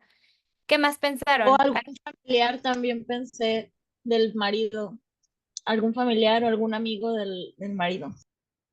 Ok, algún familiar o un amigo. Sí, también puede ser. ¿Alguien imaginó a alguien no humano? Porque pusieron en el chat, ¿es un monstruo? ¿Quién lo puso? Eh, Frida, tú pusiste, es un monstruo literalmente. Fernando, ¿tú qué imaginaste? Cuéntanos. Pues, ¿sí me oye? Sí. Sí. Pues sí, como que era un monstruo que, o algún ser no humano, que que el esposo había adoptado y Ujú. que, pues, de alguna manera, quería como darle casa o, como alojamiento, pero pues, sin el consentimiento de su esposa. Y pues lo tenía ahí y pues sí, pues ellas como no lo entendían, no lo conocían, pues Ajá. era pues muy fuerte, ¿no? La convivencia con él, o muy difícil. Exacto, a tal punto que lo matan. Y sí, o sea, también está esta interpretación, pudo haber sido como un ser muy extraño, como un monstruo, puede haber sido, sí, algo no humano. Bien, gracias por compartir, Fernando. ¿Alguien más imaginó otra cosa que nos quiera contestar? Y definitivamente lo que dices, era alguien que no estaba siendo bienvenido, ese huésped a esa casa, o sea, porque la esposa no lo quería. Adelante, Dan. Yo me imaginé dos cosas. Primero, como describe ojos amarillos y eso, pensé que era un gato, pero obviamente como la agresividad que describe y eso, después supuse que podía ser un, un hijo del esposo con otra pareja. Entonces sentía como que de ahí venía el odio que le tenían tanto la esposa como Guadalupe y la razón por la que deciden eliminarlo, ¿no? Y también por la razón por la que lo defendía tanto el marido cuando le habla, ¿no? Es un ser inofensivo. Eso. Esa es una gran interpretación, sí, ¿qué tal si es como otro hijo y que no le avisó? Porque pues no es bienvenido. Carol, adelante. A mí no se me ocurrió que era un hijo. Yo más bien, ¿sabes? Lo imaginé como un familiar, pero así como su hermano, e incluso tal vez un hermano con una discapacidad, y por eso era que él no pensaba que podía hacer algo malo. Pero claro, Ujú. la perversión, o porque yo siempre sentí que la mujer le tenía miedo, pero no como que la fuera a matar, sino como que hasta la pudiera violar. Entonces sentí mucha perversión por parte de este monstruo, pero que siempre, para mí siempre fue como una persona, ¿no? Entonces, y tal vez tenía los ojos amarillos porque no sé, te habría tenido una enfermedad o algo, pero yo sí lo humanicé. Claro, sí, o sea, puede haber sido como otro familiar, como tú bien dices, algo que le da miedo a la protagonista porque lo está rechazando. Recuerden, los narradores pueden mentir, ¿no? O sea, ella puede haber visto los ojos, no es una ciencia, porque son sus emociones, rechazo también los que están ahí. Entonces, muy bien, gracias, Carol. Hiromi y Frida, oh, cierto, y a lo mejor por eso lo de no cerrar la puerta por miedo a que el marido creyera otra cosa. Sí, exacto. Adelante, Hiromi. Ahorita me acordé porque, bueno, como estábamos comentando de que yo también lo asocié con que a lo mejor era el marido, ¿no? Bueno, ¿me escuchó bien? Sí, sí, sí. Ok. Fue porque como cuando estaba como en secundaria, leí un libro que se llamaba, ay, ¿cómo se llamaba? Era algo así como Acoso del Recuerdo, no estoy segura. Era un libro azul y ya jamás lo encontré y no me acuerdo cómo se llama. Pero ahí la protagonista, bueno, empieza la historia donde la protagonista pues era una niña. Entonces hace descripción de que hay un monstruo que va a su casa y golpea a su mamá. Y pues narra la parte en donde pues básicamente terminan asesinando a su mamá y que había sido el monstruo. Mm, Pero después hace como una separación entre lo que es el monstruo y lo que es su papá, a pesar de que está hablando de la misma persona. ujú. Es como, Una metáfora. sí, es como una metáfora. Creo que por eso lo asocié. Claro, no, y muy bien. Y yo te tengo una pregunta de regreso. ¿En algún momento nos dice qué es el monstruo? Eh, es que hay una ¿Hay parte en manera donde, de saberlo? bueno, es que está muy curioso porque dice que es el monstruo que en el rostro de su padre, Ujú. pero lo pone como Pero por en el separado. de Amparo Dávila, perdóname, en el del huésped. Ah, ya, ya. No porque lo narra como una persona por separado, así que no habría como forma de saber si exactamente está hablando de la misma persona o otra persona. Pero, o sea, no hace referencia a que sea el marido. Ajá. Pero, por ejemplo, una pregunta de regreso y para todos, pero contéstame tú, Hiromi. ¿Tú entiendes por qué lo mata?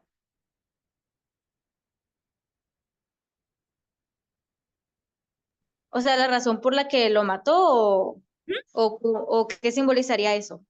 No, la razón. Tú dices como, ¿sí me hace sentido o se te hace como, ay, no, ni al caso? Bueno, en el caso de que lo esté relacionando con esa parte de que a lo mejor era su esposo, podría ser como una parte en donde ya se está no liberando, sino separándose a lo mejor de esa parte en donde lo visualiza como por separado o incluso intenta alejarse de eso. Porque, bueno, no sé, es que también está la parte en donde le dice, te vas a acostumbrar, o si no, parece amenaza. Sí, bueno, Entonces, sí. Ajá. parece amenaza. Entonces, a lo mejor esta parte ya de dejar de verlo por separado, sino que aceptar que es una misma persona porque regresa el esposo y ya está muerto el monstruo. Ujú. Entonces, pues, o sea, sería una muerte simbólica, ¿no? De, Ujú. de esto de aquí ya no lo voy a aceptar. O ya no Sí, pienso quedarme, no pienso defenderme de algo así. sí, sí.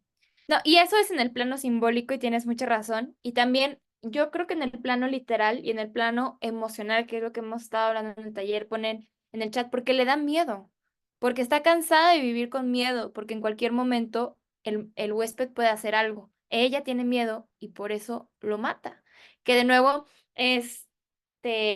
¿cuál es la emoción de este cuento? ¿Cuál es la emoción que nos va guiando todo el cuento? El miedo que ella tiene de este huésped. ¿Y cuál es el deseo? Que no esté, a tal punto que lo mata. Si ven cómo también está el deseo miedo, pero obviamente esto no es una historia de Pixar, esto es una historia de terror, porque termina en que mata a lo que sea el huésped, que no sabemos qué es, y así se genera entonces una historia de terror. Cuando mata al huésped, no creo que nadie diga de que no, no me imaginaba, o sea, bueno, no, sí en cuanto a plot twist, pero no dirías, ay, es incongruente o es solo una acción que está decorativa. Tú entiendes por qué el personaje está haciendo lo que hace a pesar de que no sabes quién o qué es el huésped. Eso es el terror. Y aquí lo que Amparo Dávila está haciendo es algo muy interesante porque nos muestra esta manera de mostrar el terror como algo subjetivo y como algo completamente emocional.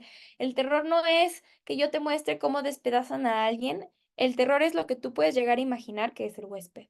Dicen violencia intrafamiliar, el esposo, un monstruo, cualquier cosa, pero a fin de cuentas, lo que está haciendo es que está evocando tan fuerte en esta emoción de miedo que podemos llegar a imaginar lo que pensamos que es monstruoso. Y eso es el huésped, ¿no? O sea, y esa es la manera en que ella construye el terror. Y de nuevo, espero que puedan ver cómo lo que conecta un párrafo al otro párrafo es lo que ella está sintiendo, es lo que la protagonista está sintiendo y lo que siente es miedo y rechazo, ¿no? Y cómo va evolucionando más este miedo y rechazo hasta que el huésped le hace algo al hijito y entonces ella toma una acción, persigue ese deseo, ¿no? O sea, atraviesa ese miedo y lo mata, hace algo terrible. Bueno, o tal vez no, ya porque no sabemos qué es el huésped y no lo sabremos. Amparo Dávila sí nos dio una respuesta a eso, la pueden googlear, pero lo interesante es ver cómo ella genera pues tensión. Em, Les muestro aquí algunas interpretaciones de lo que han dibujado del huésped. Puede ser desde un fantasma, ¿no? O sea, si una persona que ya estaba muerta, unos ojos de un gato. Hay una interpretación, de nuevo, hay muchas tesis de lo que puede ser el huésped, así como hay muchas tesis de lo que se puede significar el dinosaurio, pero tenemos pues un gato negro, ¿no? Como una pantera, o de plano un monstruo alienígena, ¿no? Algo no humano y no de esta tierra. Todas las interpretaciones son válidas. Y lo interesante es ver qué imaginamos, porque de nuevo cuando estamos narrando, estamos imaginando. Ya con esto voy a ir cerrando el taller. No sé si hasta aquí alguien tiene como alguna duda o algún comentario antes de cerrar el tema de Amparo Dávila. Les leo en caso de que sí. ¿Les gustó el cuento? Sí, la verdad tiene mucho que interpretar. Sí, ¿verdad? Sí, de mucha interpretación. Y lo pueden seguir leyendo y pueden seguir leyendo a Amparo Dávila como inspiración también. Qué bueno que Omar a ti también te gustó y también a Dan. Muy tenso, sí. ¿Y por qué lo sentimos tenso? Porque empatizamos con la emoción de ella. Tiene un lenguaje sencillo, sí, es muy accesible, o sea, no es una cosa así que dices, ay, no le entendí, rimbombante, no le entendí para nada. Exacto. Muy bien. Y pues bueno, ya que se está acercando Spooky Season, por eso les puse el cuento y lo pueden consultar y también se los mandé en el chat. Pero bueno, ese es un ejemplo de cómo puede evocar una atmósfera terrorífica a través de la emoción. Y pues bueno, ya con esto vamos cerrando el taller. Yo les voy a dejar una tarea y es que piensen en cuál es la historia que ustedes quieren contar. ¿Cuál es el tema que ustedes quieren explorar? ¿Cuál es la emoción en la que ustedes se quieren meter? ¿Cuál es esa emoción que van a sentir sus personajes? Y entonces, ¿cómo creas el conflicto? En este caso es el miedo. Y lo explora a tal punto que alguien tiene tanto miedo que mata a alguien, ¿no? O a algo, o al huésped. Entonces, ustedes piensen en sus historias, piensen también, obviamente, en las temáticas que les dieron en el INE, ¿no? De nuevo, recuerdo mucho el de la mujer líder. ¿Cuál es esa emoción que podemos sentir las mujeres cuando queremos ser líderes y qué nos puede detener de llegar a hacerlo o de llegar a eso? Había otros temas también de la democracia. Entonces, piensen en las emociones, piensen en el conflicto y luego escriban en dónde inicia esta historia. Y la única manera de saber dónde acaba es escribiéndola. Entonces, yo espero que este taller les haya gustado, que escriban sus historias y me gustaría, antes de irme, que 2 personas me dijeran qué se llevan de este taller y les escucho. 2 lecciones que se llevan o un tip que les gustó, algo que les gustó y que se llevan.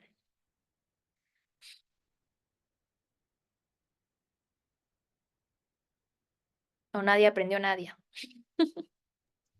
A ver, Yo Hiromi. pues, ¿Alguien habló? No, adelante, Hiromi. Pues lo que me llevó del taller es como esa parte como importante de que una acción no puede existir sin una emoción. Es como esto de conectar con otras personas a través de la escritura, que es, pues, es en lo que gira, ¿no? Que deja como impacto. También, pues, otra cosa que aprendí fue la parte de que hay diferentes estructuras para el cuento, que bien sí siguen como, pues, son parecidos, ¿no? Más sin embargo, tienen como ligeras diferencias y pues son las estructuras que vamos vimos aquí en el curso. Y a ver, ¿qué otra cosa? Ah, y pues también el nombre de los autores que mencionó, ya de ahí pues voy a investigar un poquito más. Y así es lo que me llevo del taller. Gracias. Ay, muchas gracias, Hiromi. Un aplauso para Hiromi. Muchas gracias.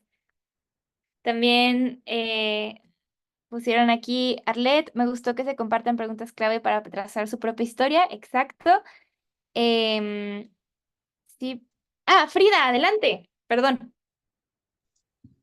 Bueno, a mí personalmente, me quedó como muy, me sorprendió y me quedó como más como para la prosperidad, que las historias pueden ser sencillas y que yo no necesito hacer algo muy laborioso, muy rebuscado, muy grande para que siga siendo una historia y siga siendo una narrativa.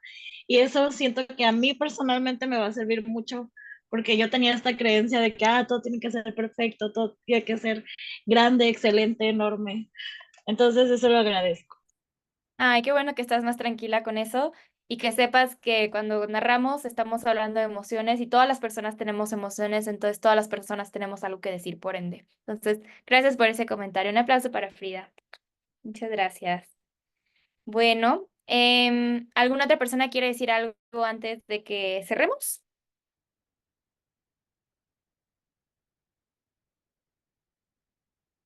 Ok, entonces yo les agradezco mucho por su tiempo, por su escucha y les deseo mucho éxito para este cuento que van a escribir y los demás que seguirán escribiendo. Muchas gracias por darme la oportunidad de guiarles en este taller y de acercarles un poquito más a lo que puede llegar a ser el cuento y la importancia y la relación que tiene con las emociones. Muchas gracias y le regreso la palabra a Gaby. Sí, ¿verdad? Sí, muchas gracias. Pues muchas gracias, Pris, por facilitar esta sesión. La verdad es que fue bastante interesante. Muchas gracias acá a todas y a todos que decidieron entrar al taller. Y bueno, también volverles a invitar a que participen en la convocatoria del concurso, del tercer concurso Tejiendo Redes Ciudadanas por Juventudes Diversas, que estamos trabajando en conjunto con el INE. La verdad es que está bien interesante mirar cómo han presentado los años anteriores trabajos, ¿no? O sea, que a lo mejor no son temas tan atractivos de repente parecería, pero la forma en cómo las presentan se vuelve muy interesante y muy atractivo. Entonces, pues anímense, visiten la convocatoria, bueno, revísenla bien. Y este año todos los premios van a ser en efectivo, entonces también lo han ido, digamos, como modificando. Y también si conocen a quienes más crean que puedan también participar, no solo en la escritura, sino pueden participar a través de un video corto, de una ilustración digital, de un cuento corto o de una poesía. Entonces, esa fue la nueva forma para poder participar este año, poesía, que de hecho mañana tenemos el taller, igual es gratuito, es en el mismo horario, también hay que registrarse. De hecho, ahorita les voy a dejar aquí en el chat el link tanto de la convocatoria, que no sé por qué no me lo abrió como link, pero ahorita se los vuelvo a pasar. Tanto el link de la convocatoria como el link del taller de poesía, ¿no? Entonces, para que también se animen, se inscriban, puedan participar y puedan visitar, bueno, más bien tener como toda la información también. Entonces, pues muchísimas gracias a todas y a todos por estar acá. Esperamos que pues haya sido muy interesante el taller y de todos modos estos talleres se van a estar subiendo a las redes sociales por si no pudieron entrar a alguno otro o de repente quieren retomar algo que vieron acá con Pris, pues lo puedan hacer, ¿no? Entonces, pues muchísimas gracias y que tengan muy buena tarde.